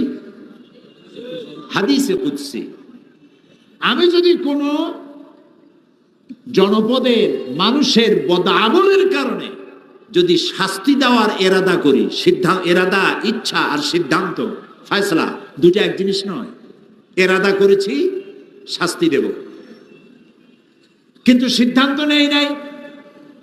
সিদ্ধান্ত নেওয়ার আগে, ফয়সালা নেওয়ার আগে যেই জমিনের শাস্তি দিতে চাই, ওই জমিনের মানুষের দিকে আমি আর একবার ফিরে তাকাই। যদি দেখতে পাই গভীর রজনীতে আমার কোন বান্দা বা বান্দি সেজদার ভিতরে কাঁদতেছে, তেলাওয়াত করে কাঁদতেছে, আমার দরবারে দুহাত তুলে চোখের পানি গাল বেয়ে বেয়ে পড়তেছে, এই দৃশ্য যখন আমি দেখি, আমার গজবের সিদ্ধান্ত আমি বদলাইয়া ফেলি। সুবহানাল্লাহ, সুবহানাল্লাহ। বান্দার চোখের পানি আমার গজবের সিদ্ধান্তকে বদলায় দেয়। সুবহানাল্লাহ। আল্লাহ তার রহমতকে 100টা ভাগ করেছেন। কয়টা ভাগ করেছেন? 100 ভাগ। এই 100 ভাগের একটি ভাগ ছড়িয়ে দিয়েছেন গোটা সৃষ্টি জগৎকে। সেই একটি ভাগের যতটুকুন পেয়েছে মুরগি, আপনারা মুরগি তো বলেন নিশ্চয়ই, তাই বলবেন না? একটি ভাগ পেয়েছে মুরগি, সেই মুরগির বাচ্চার উপরে আক্রমণ করতেছে চিল। মা মুরগি বুঝতে পারে চিল আমারে সরিয়ে নিয়ে যেতে পারে, তারপরেও বাচ্চাগুলিকে সিগন্যাল দেয়, একটা আওয়াজ করে, আর বাচ্চা বুঝতে পারে যে এই সিগন্যালের অর্থ কি। বাচ্চা পালায়, ডানার তলে আসে, আশেপাশে কোথায় পালায় যায়, বিপদ সংকেত, বিপদ সংকেত। আর মা সিলকে তাড়া করে। পাতিশিয়াল আসছে বাচ্চা নেওয়ার জন্য। পাতিশিয়াল বলেন তো, এই পাতিশিয়াল আসছে, পাতিশিয়ালের উপর ঝাঁপায় পড়ে। আপনি মুরগির মালিক, ওর বাচ্চা ধরতে যান, দেখবেন আপনাকে কিভাবে মারে, ঠিক না? যেটুকুন মায়া সে পেয়েছে, এক ভাগ সারা দুনিয়ায় দেওয়ার পর যেটুকুন সে পেল, ওই ভাগটা আমিও পেয়েছি। আমার বাচ্চার জন্য আমার মায়া, আমার মায়ের জন্য আমার মায়া। এই যে Discovery, animal planet, national geography, এগুলি আছে না টিভিতে, এর মধ্যে একবার দেখতেছিলাম ছবি দেখতে দেখতে, এগুলি আমার খুব পছন্দের। এনিম্যাল প্ল্যানেটের ভিতরে দেখলাম যে একটা সিংহ, সে হরিণের পালকে তাড়া দিয়েছে। হরিণ ঊর্ধ্বশ্বাসে দৌড়াচ্ছে। একটা বাচ্চা, হরিণের বাচ্চা, সে বোধহয় একদিন 2 দিন তার বয়স হবে, কি 2-3 দিন বয়স হবে, দৌড়াইতে পারতেছে না, উঠতেছে পড়ে যাচ্ছে। সিংহ দেখলো সব হরিণ পালায় গেছে, ওই বাচ্চাটার কাছে আসছে। তা আমি মনে করছি বাচ্চা তো এখনই খেয়ে ফেলবে। বাচ্চাটা শুয়ে পড়লো, সিংহী বাচ্চাটাকে হাত দিয়ে ভাবে উঁচু করলো, সে দাঁড়াইলো, আবার পড়ে গেল। এবার ওই সিংহী কি দেখলাম বাচ্চাটাকে এইভাবে ঠেলতে ঠেলতে নিয়ে নিজের বাচ্চাগুলির কাছে নিয়ে গেল, যে কাইট হয়ে শুয়ে পড়লো। ওর বাচ্চারাও দুধ খাচ্ছে, হরিণের বাচ্চাটাও ওই সিংহের দুধ খাচ্ছে। সিংহের পশুত্ব মাতৃত্বের স্নেহের সামনে হার মেরে গেছে। 100 ভাগের 1 ভাগের কতটুকুন পায়া সিংহ তার পশুত্ব ভুলে গেছে, হিংস্র ভাব ভুলে গেছে। এখন চিন্তা করুন তো, 1 ভাগের অতটুকুন পায়া যদি এই অবস্থা হয় সৃষ্টির, তাহলে 99 ভাগ যিনি নিজের ভিতরে রিজার্ভ রেখেছে বান্দার জন্য, তার কত মায়া। বান্দা গুনাহ করতেই পারে, 1000 বার পারে। আল্লাহ তাআলা দিনের বেলায় তার হাত সম্প্রসারিত করে রাখেন, যাতে রাতের গুনাহগারেরা মাপ চায়। হাদিস, কিয়ামত পর্যন্ত আল্লাহ তাআলা দিনের বেলায় তার রহমতের হাত প্রসারিত করে রাখেন, যাতে রাতে যারা গুনাহ করছে তারা যেন মাপ চেয়ে নেয়। আবার রাতের বেলায় 2 হাত প্রসারিত করে রাখেন, যাতে করে দিনের গুনাহগারেরা রাতের বেলায় উঠে চোখের পানি ফেলে গুনাহ মাপ চায়। সূর্য যতক্ষণ পশ্চিম দিগন্ত থেকে উদিত না হচ্ছে, ততদিন পর্যন্ত আল্লাহ তাআলা তার রহমতের হাত বিস্তার করে রাখবেন। আর তাইবু, বেশি করে তওবা করো, গুনাহ মাপ চাও আল্লাহর কাছে। গুনাহ মাফ করার ক্ষমতা কারো নাই। গুনাহ মাফ করতে কে পারে? সবাই বলে, ওয়াইজা ফাআলু ফাহিশাতান আও যালামু আনফুসাহুম যাকারুল্লাহ। যখন কোনো মানুষ গুনাহ করে, ওয়াইজা ফাআলু ফাহিশাতান, কোন অশ্লীল কাজ করে বসলো, আও যালামু আনফুসাহুম, অথবা নিজের নফসের উপরে জুলম করেছে, অত্যাচার করেছে, গুনাহ করেছে, যাকারুল্লাহ, তখন তার স্মরণ হলো, আহারে আমার তো আল্লাহ আছে। সুবহানাল্লাহ, বলেন না সুবহানাল্লাহ। আহারে আমি তো গুনাহ করে ফেলছি, আমি তো মানুষের মতো কাম করি নাই, আমি তো পশুর মতো কাম করেছি। করে না মানুষে? কি কি করে তো বলার দরকার নেই, আপনি বুঝিয়ে নেন। তা আমি তো পশুর মতো কাম করে ফেলেছি, আমি তো অন্যায় করে ফেলেছি। যাকারুল্লাহ, আল্লাহর কথা তার স্মরণ হলো, ফাস্তাগফারু, তখন সে আল্লাহর কাছে ক্ষমা চাইল। আল্লাহ তাআলা বলছেন, গুনাহ করছে বান্দা, আর যখন বুঝলো তার একজন রব আছে, তার কাছে জবাবদিহি করতে হবে, সে গুনার জন্য অনুশোচনা করলো, চোখের পানি ফেললো, আমাকে ক্ষমাশীল হিসাবে বান্দা আমাকে কাছে পাবে। সুবহানাল্লাহ, সুবহানাল্লাহ, সুবহানাল্লাহ। আল্লাহ তাআলা বলছেন, ইয়া আইয়ুহাল্লাযীনা আমানু তুবু ইলাল্লাহি তাওবাতান নাসুহা। তওবা নাসুহা করো। তওবা নাসুহাটা কি? তওবা নাসুহাটা হচ্ছে এমন তওবা হবে যে তওবাটা, গুনাহ 2 প্রকারের হয়, একটা হয় আল্লাহর সাথে আর একটা হয় বান্দার সাথে। গুনাহ কয় রকম হয়? 2 রকম, একটা আল্লাহর সাথে আর একটা বান্দার সাথে। তো আল্লাহর সাথে যে গুনাহটা হবে, সেজন্য আল্লাহর কাছে ক্ষমা চাইতে হবে, এই গুনাহ আর করবো না, আল্লাহ তুমি মাফ করে দাও। আর বান্দার সাথে যে গুনাহটা হবে, সেই গুনাহটা যার সাথে হয়েছে, কারো হক নষ্ট করেছেন, আইল কি বলে, কেলানি, ঠেলানি, আইল ঠেলানি করছেন, তারপরে সুদ খেয়েছেন, ঘুষ খাইছেন, যারটা তারে ফিরাই দিতে হবে, যারটা তারে ফিরাই দিতে হবে। ঘুষ তো জন্মের খাওয়া খায়, এই ভোট দিতে গিয়েও টাকা খাই ভোট দিছে। একজন আমাকে বলতেছে যে আমি তো কিছু টাকা নিয়ে ফেলাইছি একজনের কাছ থেকে। তাই বললাম যে ভোট তো তুমি দিবা, তা টাকা নিয়ে দিলা কেন, টাকা খাইলা কেন, নিলা কেন? কই হুজুর, টাকা বড় ভিটামিন যুক্ত জিনিস, এই ভিটামিন যুক্ত জিনিস বেশি খাইলে পরে সমস্যা আছে। এই টাকাগুলো ফেরত দেওয়া লাগবে, যার কাছ থেকে নিয়েছেন তাকে ফেরত দিতে হবে। যতক্ষণ না যে বান্দার হক নষ্ট করেছেন, সেই বান্দার হক যতক্ষণ না তার কাছে ফেরত না দিবেন, ক্ষমা না চাইবেন, তিনি যতক্ষণ ক্ষমা না করবেন, আল্লাহ এত মহা শক্তিধর আল্লাহ রাব্বুল আলামিন এই অপরাধ ক্ষমা করবেন না, করবেন না, করবেন না।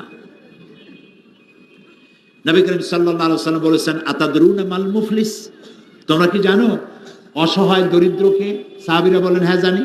কে? বলল যে যার উট নাই, ভেড়া নাই, গরু নাই, ছাগল নাই, বাড়ি নাই, ঘর নাই, এই তো গরিব।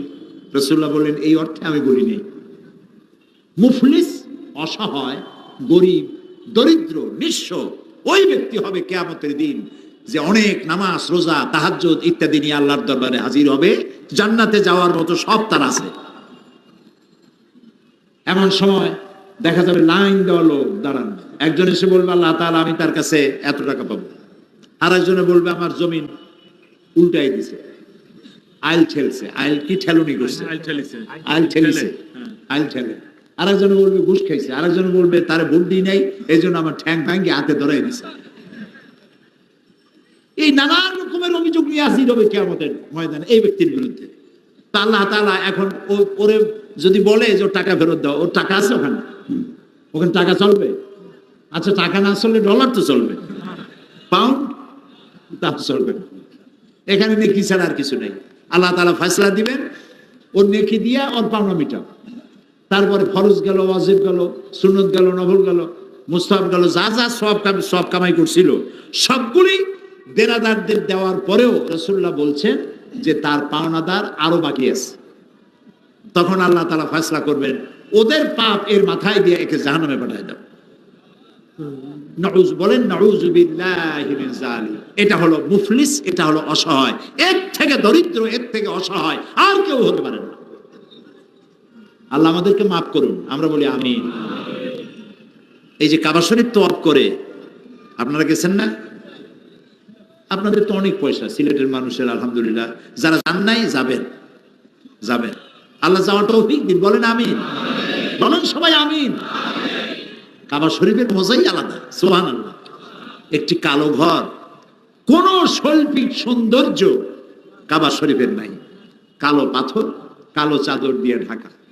কিন্তু আমি যতবার দেখি আমার কাছে মনে হয় যেন সারা দুনিয়ার সব সৌন্দর্য দিয়ে ঘরটা তৈরি করা হয়েছে, চোখ ফিরানো যায় না।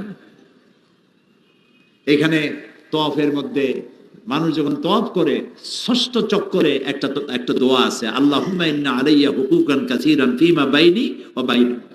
আয় আল্লাহ তাআলা, তোমার সাথে আর আমার সাথে, আর তোমার বান্দার সাথে আর আমার সাথে কিছু দেনা পাওনা আছে।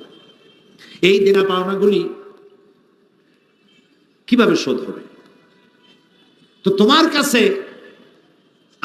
আমার কাছে তোমার যা দেনা ছিল, আমি তো তোমার বান্দা, আমি তোমার গোলাম, আমার কাছে তোমার যা দেনা ছিল তুমি সব শোধ করেছো। সুবহানাল্লাহ বলে। আমি চোখ চাই নাই, একটার জায়গায় দুইটা চোখ দিছো, দুইটা কান দিছো, হাত দিছো, যৌবন দিছো, পাও দিছো, সন্তান দিছো, জায়গা দিছো, বাড়ি দিছো, টাকা দিছো, গাড়ি দিছো, কি দেও নাই?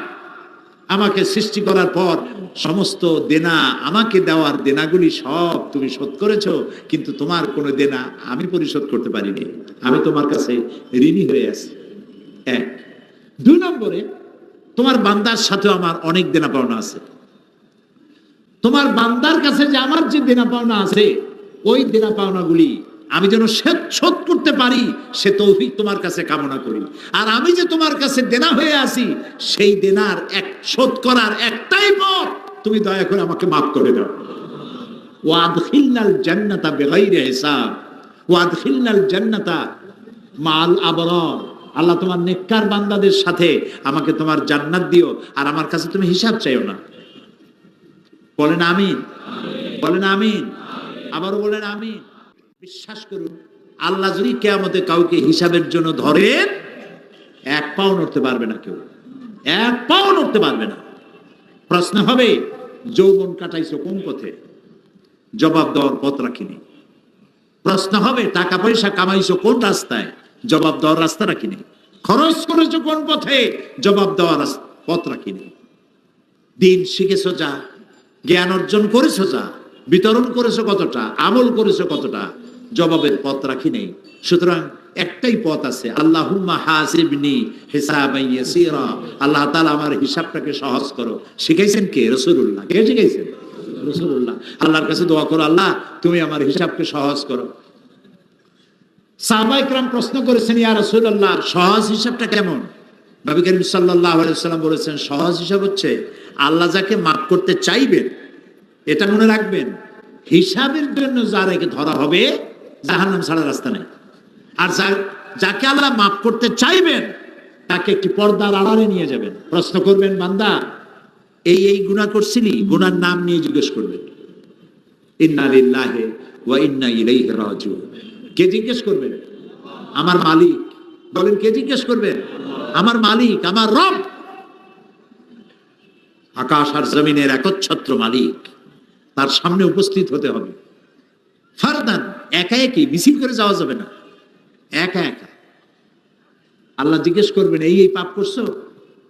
তখন কলজা গলার কাছে চলে আসবে, আরো কয়েকবার মূর্তি ইচ্ছা করবে, লজ্জা ভয়তে আবার মূর্তি ইচ্ছা করবে, কিন্তু মৃত্যু তো আর হবে না। বান্দা বলবে, আল্লাহ করে ফেলেছি, আমি করে ফেলেছি, আমি তোমার কাছে ক্ষমা চাই। আল্লাহর নবী বলেন, বান্দা যখন কাঁদতে থাকবে, ফোপাতে থাকবে, কাঁদতে থাকবে, আর ক্ষমা চাইতে থাকবে, আল্লাহ রাব্বুল আলামিন বলবেন, বান্দারে আমি তোমাকে ক্ষমা করে দিলাম, আমার জান্নাতে চলে যাও। আল্লাহুম্মা হাসিবনি হিসাবান ইয়াসীরা। আল্লাহ তাআলা বলেন, আল্লাহুম্মা হাসিবনি হিসাবান ইয়াসীরা। আল্লাহ তাআলা আমার হিসাবকে সহজ করো। আল্লাহর কাছে কাঁদবেন, দোয়া চাইবেন, আল্লাহ তাআলা হিসাবকে সহজ করে দিবেন কিয়ামতের দিন। অপরাধ প্রবণতা কমাতে হবে, তওবা করতে হবে সব জিনিস থেকে। যারা ব্যবসা করেন, ওজনে কম দিবেন না, খাদ্যে ভেজাল দিবেন না, মিথ্যা কথা বলবেন না। তৈরি হয়েছে বাংলাদেশে, বলতেছেন জাপানি, বলেন এরকম। দরকারটা কি? যেটুকু লাভ হয় এটুকুনি বরকত হবে। মিথ্যা কথা বলবেন না, ঘুষ খাবেন না। সরকার আপনাকে চাকরি দিছে, আপনার বাড়ি ভাড়া দেয়, টেলিফোন বিল দেয়, চিকিৎসার পয়সা দেয়, অফিস দিয়েছে, গাড়ি দিয়েছে, এরপরেও আপনি জনগণের কাছ থেকে পয়সা নেন কেন? সন্ত্রাসী কি শুধু বলা হয় যারা পিস্তল পিঠের উপরে বা বুকের উপরে পিস্তল ঠেকাইয়া যারা চাঁদাবাজি করে, তারাই কি শুধু সন্ত্রাসী? না, ওরাও যেমন পিস্তল ঠেকাইয়া, মূল উদ্দেশ্য তো টাকা নেওয়া। মূল উদ্দেশ্য কি? পিস্তল ঠেকাই কয় বাইর করেন, কি বাইর করবো? আছে তাই বাইর কর। তখন পিস্তল ঠেকাইয়া টাকার উদ্দেশ্যেই পিস্তলটা ঠেকায়। পিস্তল ঠেকাইয়া তার চাঁদাবাজি করা যদি সন্ত্রাসী তৎপরতা হয়, তাহলে ফাইল চাপা দিয়ে, ফাইল আটকাইয়া টাকা আদায় করা, এই অস্ত্র দিয়ে সন্ত্রাসী তৎপরতা চাইতো জঘন্য অপরাধ। অফিসের একটা ফাইল একটা টেবিল থেকে আরেকটা টেবিলে যেতে 14-15 দিন লাগে। কয় যে, স্যার এই ফাইলও আজকাল একটু চাটা না হইলে ফাইল নড়ে না। সব জায়গায় পয়সা, হারাম। আপনি হারাম খাচ্ছেন, হারাম টাকা দিয়ে আপনার গায়ের রক্ত তৈরি হচ্ছে, আপনার বাচ্চা পয়দা হচ্ছে, হারাম পয়দা হচ্ছে। শান্তি নাই, শান্তি পাবেন না, ঘুম হবে না। সেই জন্য তওবা করার অর্থই না যে আপনি বারবার তওবা করতে থাকবেন আর অভ্যাস বদলাবেন না। কি বদলাইতে হবে বলেন তো? অভ্যাস বদলাইতে হবে। জমিনের আইল ঠেলবেন না। এই শহরে, সিলেট শহর ভালো, ঢাকায় খুলনায় দেখছি 1 বিঘা জমির জন্য সুপ্রিম কোর্ট পর্যন্ত দৌড়ায়। এখানে মনে হয় এগুলি করে না। আচ্ছা, আপনি যখন মরবেন কতখানি জায়গা পাবেন বলুন? 3.5 বিঘা জায়গা পাবেন। আর 1 বিঘা জায়গার জন্য সুপ্রিম কোর্ট পর্যন্ত দৌড়াইতেছেন, খুনাখুনি করতেছেন। আহারে, কি বদবখতি! কাজেই জমিনের আইল ঠেলবেন না, চুরি করবেন না, ডাকাতি করবেন না, মিথ্যা বলবেন না, ওজনে কম দিবেন না, মানুষকে ফাঁকি দিবেন না। শিক্ষিত লোকেরা ফাঁকি দেয়। মানুষ বলে যে শিক্ষা যখন বাড়বে তখন অপরাধ প্রবণতা কমবে। এখন তো দেখি শিক্ষা যত বাড়তেছে অপরাধ প্রবণতা তত বেশি বাড়তেছে। রাস্তা কাঁচা, হাঁটতে পারি না। রাস্তা যদি পাকা হয় আর ইমান যদি কাঁচা হয়, রাস্তা পাকা, ইমান কি কাঁচা। আর রাস্তা পাকা হয়েছে, আগে চুরি করতে গেলে তাড়া খাইয়া কাদার মধ্যে আটকে যাইতো, আর অমনি ঘাট খাইসে ধরা যেত কাদার মধ্যে। এখন তো রাস্তা পাকা, ইমান কাঁচা, বাড়িতে যা ছিল লুটপাট করছে, আপনি দেখার আগেই মোটর সাইকেলে চড়ে ভো করে চলে গেল, ধরতেও পারলেন না। ইমান যদি হয় কাঁচা, রাস্তা যদি হয় পাকা, এতে লাভ নেই। ইমানদারে আগে পাকা বানাইতে হবে। তার অর্থ এই নয় যে আমি উন্নয়নের বিরুদ্ধে কথা বলতেছি, উল্টা বুঝেন না। শিক্ষা যত বাড়তেছে অপরাধ প্রবণতা তত বাড়তেছে। আপনি স্কুলে দেখেন, এই যে এখন যে নার্সারি স্কুল আছে না, নার্সারি প্লে গ্রুপ, এতটুকুন বাচ্চা, তার বই এতগুলো, বাচ্চার চাইতে বইয়ের ওজন বেশি। ওগুলোর জন্য আবার বাড়িতে প্রাইভেট মাস্টার রাখতে হয়। কথা পড়ে, কাগজ উল্টাবে কেমনে, পেন্সিল ধরবে কেমনে, ওটার জন্য প্রাইভেট মাস্টার 3000 টাকা দিতে হবে তাকে। আমরা তো যখন ছোটবেলায় পড়াশোনা করেছি, ছোটবেলা বা যদ্দূর পড়ছি, প্রাইভেট মাস্টার কারে বলে আমরা চিনি না। আপনারা চিনতেন? আমাদের কোনো দরকার হয়নি, আমরা বুঝি নেই প্রাইভেট মাস্টার লাগবে কোন কামে। তো প্রাইভেট মাস্টার লাগতেছে কেন? এই জন্য লাগতেছে যে স্কুলে যে টিচার শিক্ষকতা করতেছেন তিনি পাঠদান সঠিকভাবে করছেন না। যদি পাঠদান সঠিকভাবে করতেন তাহলে প্রাইভেট টিচার রেখে যারা সরকারি চাকরি করে, মধ্যবিত্ত লোক, তাদের বাজারের টাকা কমাইয়া কমাইয়া আপনারে পয়সা দিয়া এইভাবে করে ছেলেমেয়েরা লেখাপড়া শিক্ষার দরকার ছিল না। তাহলে আপনি স্কুলে ফাঁকি দিচ্ছেন, আপনি কলেজে ফাঁকি দিচ্ছেন, ইউনিভার্সিটিতে ফাঁকি দিচ্ছেন, ঠিক মতো পড়াচ্ছেন না। হসপিটালের চিকিৎসা যদি সঠিকভাবে হতো তাহলে প্রাইভেট ক্লিনিকের দরকার হতো না। যে দুইটা জিনিস সব থেকে নন প্রফিটেবল হওয়া উচিত ছিল, সেই দুইটা জিনিস সব থেকে বেশি প্রফিটেবল হয়েছে, একটা এডুকেশন আর একটা ট্রিটমেন্ট। আবার ছাত্র ভর্তি করতে যাবেন, সেখানে যুদ্ধ রীতিমতো, ডোনেশন দিতে হবে, চাঁদা নেবে, ওটা সুন্দর নাম রাখছে ডোনেশন।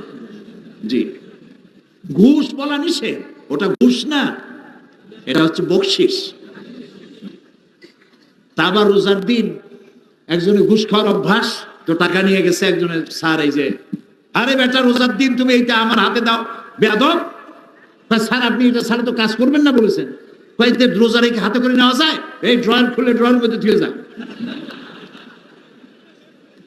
অভ্যাস না বদলান, আর যদি খালি কান্দাকাটি করেন, আল্লাহ মাফ করো মাফ করো, কিছু হবে না। খামো খাই, অভ্যাস বদলাইতে হবে, জীবনটারে বদলাইতে হবে। জীবনটারে কি করতে হবে? বদলাইতে হবে, জীবনটাকে বদলাতে হবে। এই কথাগুলি বিগত 31 বছর 32 বছর এই সিলেটের ময়দানে বলা হয়েছে, কোরআন থেকে। জীবন বদলান, আসুন আমরা সবাই জীবন বদলাই। আমি আমাকেও নসিহত করি, সবাইকে নসিহত করছি, আমরা আমাদের জীবনটাকে বদলাই ফেলি, আল্লাহকে ভয় করি। মনে রাখুন, আল্লাহর অবজারভেশনের বাইরে 1 সেকেন্ডের জন্য আমরা কেউ নাই। আল্লাহর পর্যবেক্ষণের ভেতরে আপনি আমি রয়েছি। তিনি আলিমুম বিজাতিস সুদূর, সামিউম বাসীর, সব দেখতেছেন, সব শুনতেছেন, এবং আমার অন্তরের খবরও তিনি জানেন। সুবহানাল্লাহ, তাকে ফাঁকি দেওয়ার কোনো উপায় নাই। সেই জন্য আত-তায়েবু, তওবাকারী, বারবার তওবাকারী। তওবা আমি কি বুঝাতে সক্ষম হয়েছি? আমিন বলি। আমরা যেন জীবনটাকে বদলাই, ওজনে কম দেব না, খাদ্যে ভেজাল দেব না, মানুষকে কষ্ট দেব না, প্রত্যেকটি মেয়ে লোককে সম্মান করব, নারীদেরকে সম্মান করব। এটা যুবকদের জন্য বেশি জরুরি, সবার জন্যই জরুরি। দেখা যায় মেয়েদের কলেজ ছুটি হয়েছে, girls college, girls high school ছুটি হয়েছে, কতগুলো পোলাপান মাথায় এত বড় চুল, হাতে মোবাইল, ধিন ধিন করে নাচতেছে, গেটের সামনে এতিমের মতো খাড়াই রয়েছে। আরে বাবা, তুমি ওখানে গেছো কেন? অন্যের মেয়েকে তোমার নিজের আপন বোন বা মায়ের মতো দেখতে পারো না? নারীদেরকে সম্মান করতে শেখো। হিন্দু, খ্রিস্টান, বৌদ্ধ, প্রত্যেকটি মানুষকে সম্মান করো। আমার কোরআন তাই শেখায়।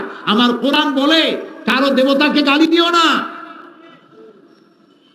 কারো দেবতাকে গালি দিও না, কারো মন্দির, কারো প্যাগোডা, কারো গির্জা ভেঙে দিও না, কারো উপাসনালয়ের গায়ে হাত দিও না। প্রত্যেক ধর্মের প্রতি মর্যাদা রক্ষা করো, সম্মান বোধের সৃষ্টি হোক মানুষের প্রতি মানুষের। আল্লাহ রসুল বলেছেন, আল খালকু আয়ালুল্লাহ, গোটা সৃষ্টি জগৎ আল্লাহর পরিবার। সুবহানাল্লাহ বলেন, সুবহানাল্লাহ বলেন। পিঁপড়া থেকে শুরু করে হাতি, টুনটুনি পাখি থেকে ঈগল পাখি, চেলাপুটি থেকে তিমি মাছ, সমস্ত সৃষ্টি জগৎ আল্লাহর পরিবারভুক্ত। সুতরাং কোনো মানুষকে, কোনো প্রাণীকে কষ্ট দিবেন না। মানুষের প্রতি সম্মানবোধ, নারীর প্রতি সম্মানবোধ, মানুষের প্রতি শ্রদ্ধাবোধ। মান লাম ইয়ারহাম সাগীরানা ওয়া লাম ইউআক্কির কাবীরানা ফালাইসা মিন্না। রাসূলুল্লাহ বলেছেন, যে ব্যক্তি বয়স্কদেরকে সম্মান করে না, ছোটদেরকে স্নেহ করে না, সে আমার দলভুক্ত নয়, আমার উম্মত নয়। সোজা কথা। আমরা কি ছোটদেরকে স্নেহ করতে পারছি? না, পারিনি। মসজিদের মধ্যে বাচ্চা দেখলি, ভাই এই দূর দূর দূর। আরে ভাই, ওটা তো কোনো বিশেষ প্রাণীর বাচ্চা না, ওটা তো মানুষের বাচ্চা। এমন ভাবে চোখ গরম করে ওই বাচ্চা বাড়ি যায়, কয় মা, মসজিদে আমি আল্লাহর কসম জীবনে আর যাবো না। এইটা কি করা উচিত হয়েছে বলেন?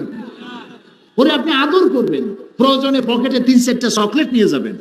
বাচ্চা যদি মসজিদে দেখেন, নামাজ পড়ে বেরোবার সময় ওরা একটা চকলেট দিবেন। বাচ্চা মনে করবে ভালো তো, মসজিদে আসলেই তো চকলেট পাওয়া যায়, ও মসজিদের অভ্যাস হবে। আপনি তো সর্বনাশ করছেন। নবী করিম সাল্লাল্লাহু আলাইহি ওয়াসাল্লাম এই আচরণ করেন নাই। বাচ্চাদের প্রতি তিনি রহমশীল ছিলেন। বলবো সামনের দিকে ইনশাআল্লাহ। আজকে কথা শেষ করে দিয়ে এইভাবে, যে আমাদের অভ্যাসটা বদলাইতে হবে। কি কি বলছে মনে আছে তো? তাও কতক্ষণ কথা না বললে আমি বুঝি কি? মনে আছে? মনে আছে? আল্লাহ মনে রাখার তৌফিক দিক জোরে বলেন আমি মোনাজাত করব। মোনাজাতের জন্য দাঁড়ানো ভাইদের বসতে হবে। আপনারা তো জানেনই, আমি সবসময় বলি যে মোনাজাতটার আদব হলো বসে মোনাজাত করা। একটু বসেন।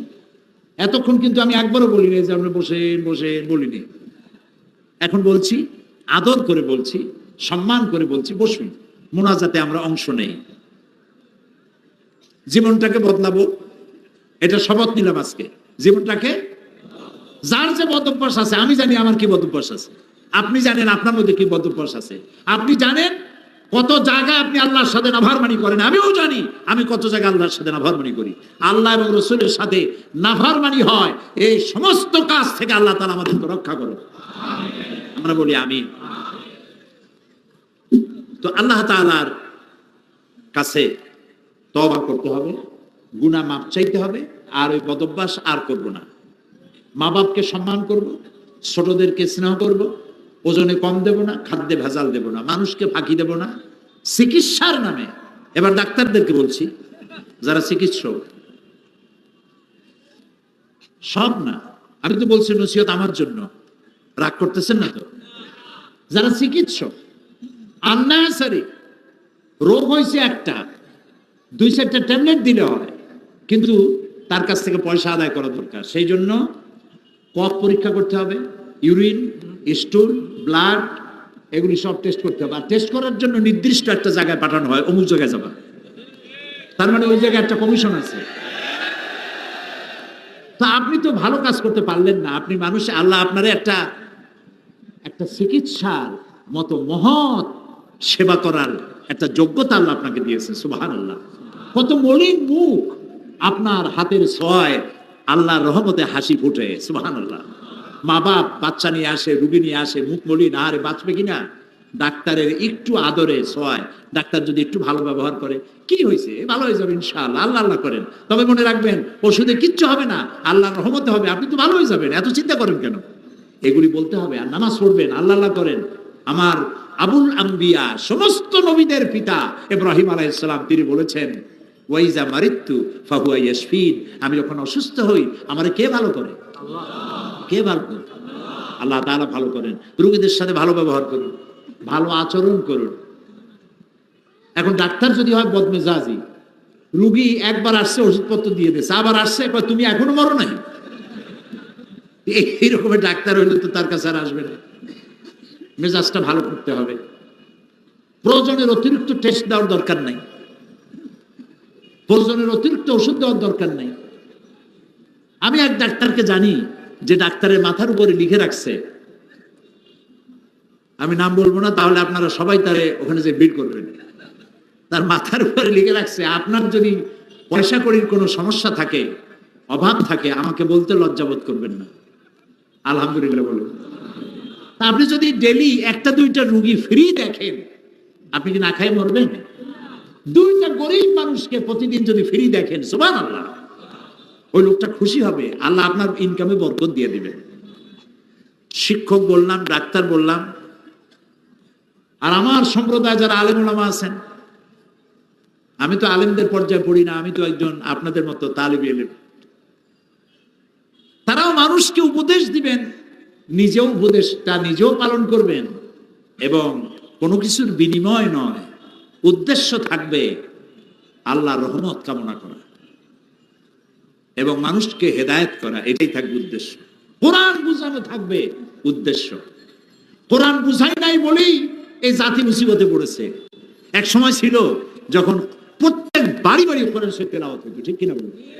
বুড়া মানুষেরা বলেন, প্রত্যেক বাড়ি বাড়ি। আমার আব্বা আমাকে বলতেন ছোটবেলায়, আমি যেখানে থাকতাম, বলতেন যে এত এরকম আওয়াজে পড়বা, আমি যেন আমার রুমের থেকে শুনতে পারি, ফজরের পরে এই আওয়াজে পড়বা, আমি যেন শুনতে পারি তুমি তেলাওয়াত করতেছো। তার মানে আমি যেন না ঘুমাই, তেলাওয়াত পড়া বাধ্যতামূলক প্রত্যেক মুসলমানের বাড়ি। এখন সেই তেলাওয়াত নাই। আমি কি সত্য বললাম? সেই তেলাওয়াত নাই, সেই কোরআন শরীফ শেখারও মত নাই। রাত 12টা 1টা 2টা পর্যন্ত ডিশ অ্যান্টিনার মাধ্যমে টিভি দেখা, বাচ্চা ঘুমায় পড়ে। আর সকালবেলা উঠেই যত প্লে গ্রুপ, নার্সারি গ্রুপের ছাত্র আছে, সকাল 6:30টায় 7টার সময় স্কুল, বড়দের ক্লাস 11টায়, ছোটদের ক্লাস সকাল 7টায়। বাচ্চা কাঁদতে কাঁদতে স্কুলে যায়। তার মানে সেজন্য কোরআন শরীফ পড়ার সময় না পায়। আবার প্রস্তাব উঠেছে কোরআন শরীফ ইস ধর্ম, এটা ঐচ্ছিক করা হবে, বাধ্যতামূলক করা হবে না। ওই যে মাওলানা আবু তাইব সাদপুরি সাহেব বলেছেন, ক্লাস 9 গিয়ে সে কি পড়বে? ক্লাস 8 পড়ার পর তো আর আলহামদুলিল্লাহ পড়ার কথা আর মনে থাকবে না। তো মরার সময় মানুষ যখন মরবে, তখন কোরআন শরীফ পড়ার জন্য মৌলবীদের ডাকা হয়। ছেলেটি কি ডাকে? ডাকে। মৌলবী সাহেবরা ওই মরা লাশের পাশে গিয়ে কোরআন শরীফ পড়ে। আপনি আমারে বুঝান, এই মরা মানুষটা কি শুনতেছে তেলাওয়াত? শুনতেছে? কোরআন কি বলে? কোরআন কি বলে? মরা মানুষের শুনতেছে কোরআন? শুনতে পাচ্ছে না, কেন শোনাচ্ছেন? কেন মৌলবী সাহেবকে রাখছেন মরা মানুষকে কোরআন শোনাইতে? আর এখন যদি মৌলবী সাহেবরা এই চিন্তা করে ওখানে যান যে 1000 টাকা দিলে ভাগে পাবো কত, আমি বিনীতভাবে মাপ চাই, আমার উপর রাগ করবেন না। ওনারা যদি এই ভাগের চিন্তা করেন, 1000 টাকা দিলে ভাগে পড়বে 50 টাকা, এই চিন্তা যদি করেন, তেলাওয়াতে কোনো সওয়াব হয় নাই। সওয়াব যখন হয় নাই, তখন মুদ্দারে পাবে কি? এক মৌলবী সাহেবের দাওয়াত দিয়েছে এক জায়গায় মিলাদ শরীফ পড়বার জন্য। মিলাদ শরীফ পড়িয়া এরপরে তিনি দোয়া করতেছেন, আল্লাহ তাআলা, এই যে মিলাদ শরীফ পড়লাম, আদম আলাইহিস সালামরে দাও, নূহ আলাইহিস সালামরে দাও, ইব্রাহিম আলাইহিস সালাম, সমস্ত নবীদের দাও, সাহাবীদের দাও, আলেমদের দাও, মোমেন মোমেনাত সবারই দাও, দিয়া তারপরে বাড়িওয়ালার বাপের নাম কইছে যে আল্লাহ তার বাপেরও দাও। এখন মিলাদ পড়া মোনাজাত শেষ, কই চিনি টিনি কই, কোন কিছু খাওয়াবেন না? কই কি খাওয়াবো? এক খতম মৌলুদ শরীফ পড়ি, আদম থেকে শুরু করে এই পর্যন্ত সবাইরে তুমি দিছো, আমার বাপে ভাগে পাইছে কি? কাজে যে সব বাজানগো দিছো, ওইখানে যে খাও, আমি খাওয়াবো না। এখন কোরআন শরীফ নিজে শেখেন নাই, আহারে মরলে পরে কোরআন শুনিয়া লাভ নাই। রাসূলুল্লাহ বলেছেন, মুমূর্ষ অবস্থায় কোন মুমূর্ষ রোগীর পাশে বসে কেউ যদি সূরা ইয়াসিন পড়ে, আল্লাহ রাব্বুল আলামিন তার মৃত্যুর আযাবকে কমায় দিবেন। সেটা তো পড়লো না আপনার ছেলে, পড়তে তো জানে না, পড়ার নাই তো। ছেলে পড়তে জানে না, মেয়ে পড়তে জানে না, তারা কাঁদতেছে, ছেলেও কান্দে, মেয়েও কান্দে, বাপও কান্দে, মায়ও কান্দে, সবাই কান্দে, কান্দে লাভটা কি? কোনো লাভ নাই। আহারে, জানাজা ওই কোরআন শরীফ পড়াইলেন, তাও ভাড়া করিয়া। জানাজা পড়াইলেন একজন ইমাম সাহেবরে দিয়া, আপনার ছেলে আপনার জানাজাটাও পড়াইতে পারলো না। আপনি মুদ্দার ফাঁকি দিচ্ছেন, আপনিও ফাঁকিতে পড়ছেন। যত জানাজা পড়ছেন, সমস্ত জানাজায় দোয়া জানেন না। কথা কি ঠিক বলছি? আল্লাহু আকবার বলার পরে, প্রথম আল্লাহু আকবার বলার পরে কি দোয়া করতে হয়, তারপরেরটা কি পড়তে হয়, তারপরেরটা কি পড়তে হয়? যদি বলি কয়জনে জানেন, হাত উঁচা করেন, তাহলে হাত কি কম উঠবে না বেশি উঠবে? কম উঠবে, সেই জন্য উঠাইতে বললাম না। আপনি মুদ্দারে ফাঁকি দিচ্ছেন না, এই ফাঁকিতে আপনি নিজেও পড়বেন, আপনার জানাজাও এরকম ফাঁকি মার্কা জানাজা হয়ে যাবে। নাউযুবিল্লাহি মিন যালিক।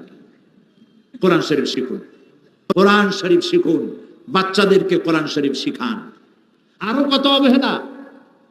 ইংরেজি শিখায় যে মাস্টার, অঙ্ক শেখায় যে মাস্টার, সারেগামা পাদানিশা, সাদের লাভ, এইগুলা যে শিখায় তার বেতন 3,000 টাকা, 5,000 টাকা প্রত্যেক মাসে। আর কোরআন শরীফ যে শিখায় মৌলভী সাহেবের 600 টাকা বেতন, 6 মাস বাকি।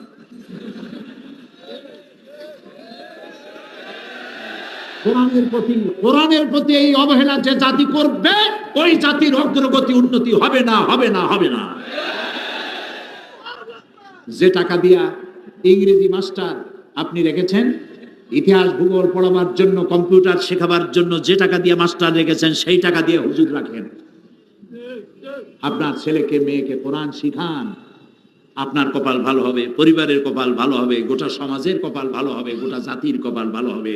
অমাবস্যা রজনী দূর হবে, পূর্ণিমার চাঁদ উদিত হয়ে গোটা বিশ্বকে করবে উদ্ভাসিত আলোয় আলোয়ময়। ওয়াখির দাওয়ানা আলহামদুলিল্লাহি রাব্বিল আলামিন। বাকি কথা কালকে হবে আর পরশুদিন হবে ইনশাআল্লাহ। আল্লাহুম্মা আমিন। ربنا ظلمنا أنفسنا وإن لم تغفر لنا وترحمنا لنكونن من الخاسرين। আয় আল্লাহ তাআলা, হাজার হাজার মুসলমান নরনারী দীর্ঘ কয়েক বছর পরে এই সিলেটের ময়দানে কোরআনের মাহফিলে তোমার দরবারে হাত তুলেছি। মেহেরবানি করে আমাদের জিন্দেগির গুনাহ মাফ করে দাও রব্বুল আলামিন। আমাদের মা বাপ যাদের দুনিয়া থেকে বিদায় হয়ে গেছে, কবরগুলিকে জান্নাতের টুকরা বানায়া দাও। রব্বির হামহুমা কামা রব্বায়ানি সগীরা। সবাই পড়েন, রব্বির হামহুমা কামা রব্বায়ানি সগীরা। আয় আল্লাহ তাআলা, দীর্ঘ 2-3 বছর পর এই মাহফিলের আয়োজন এই ময়দানে যারা করলেন, আঞ্জুমানের খেদমতে কোরআন, আল্লাহ এর সাথে যারা জড়িত আছেন, আল্লাহ তাআলা তুমি মেহেরবানি করে তাদের জিন্দেগির গুনাহ মাফ করে দিও। কিয়ামতের দিন আল্লাহ তাআলা এই কোরআনের সুপারিশ তাদের নসিব করে দিও। আল্লাহ তাআলা তামাম পৃথিবীতে মুসলমানেরা যত জায়গায় বিপদে আছে, সমস্ত বিপদগ্রস্ত মুসলমানদেরকে আল্লাহ তুমি সাহায্য করো রব্বুল আলামিন। আমরা যারা তোমার দরবারে হাত তুলেছি, আমাদের স্ত্রী পুত্র পরিজন সবগুলিকে দিনদার, ইমানদার, নামাজি, পরহেজগার বানায়া দাও।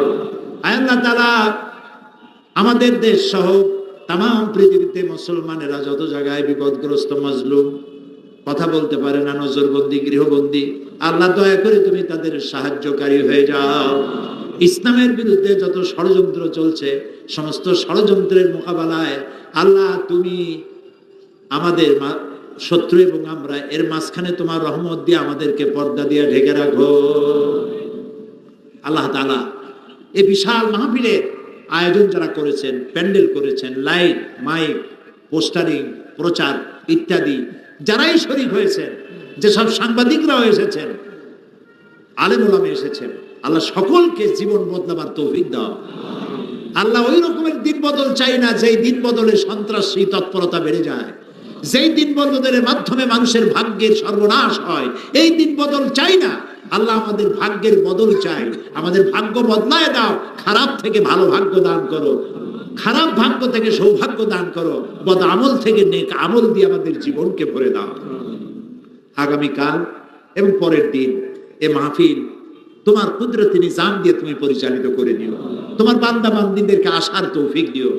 আর তো এখানে যারা কথা বলবেন তাদেরকে তোমার পক্ষ থেকে সেই কথাগুলি বলায়ও যে কথাগুলি বললে মানুষের হৃদয়ে দাগ কাটে এবং আমল করার সুযোগ পায়, বোঝা সহজ হয়, এভাবে বলার তৌফিক দিও।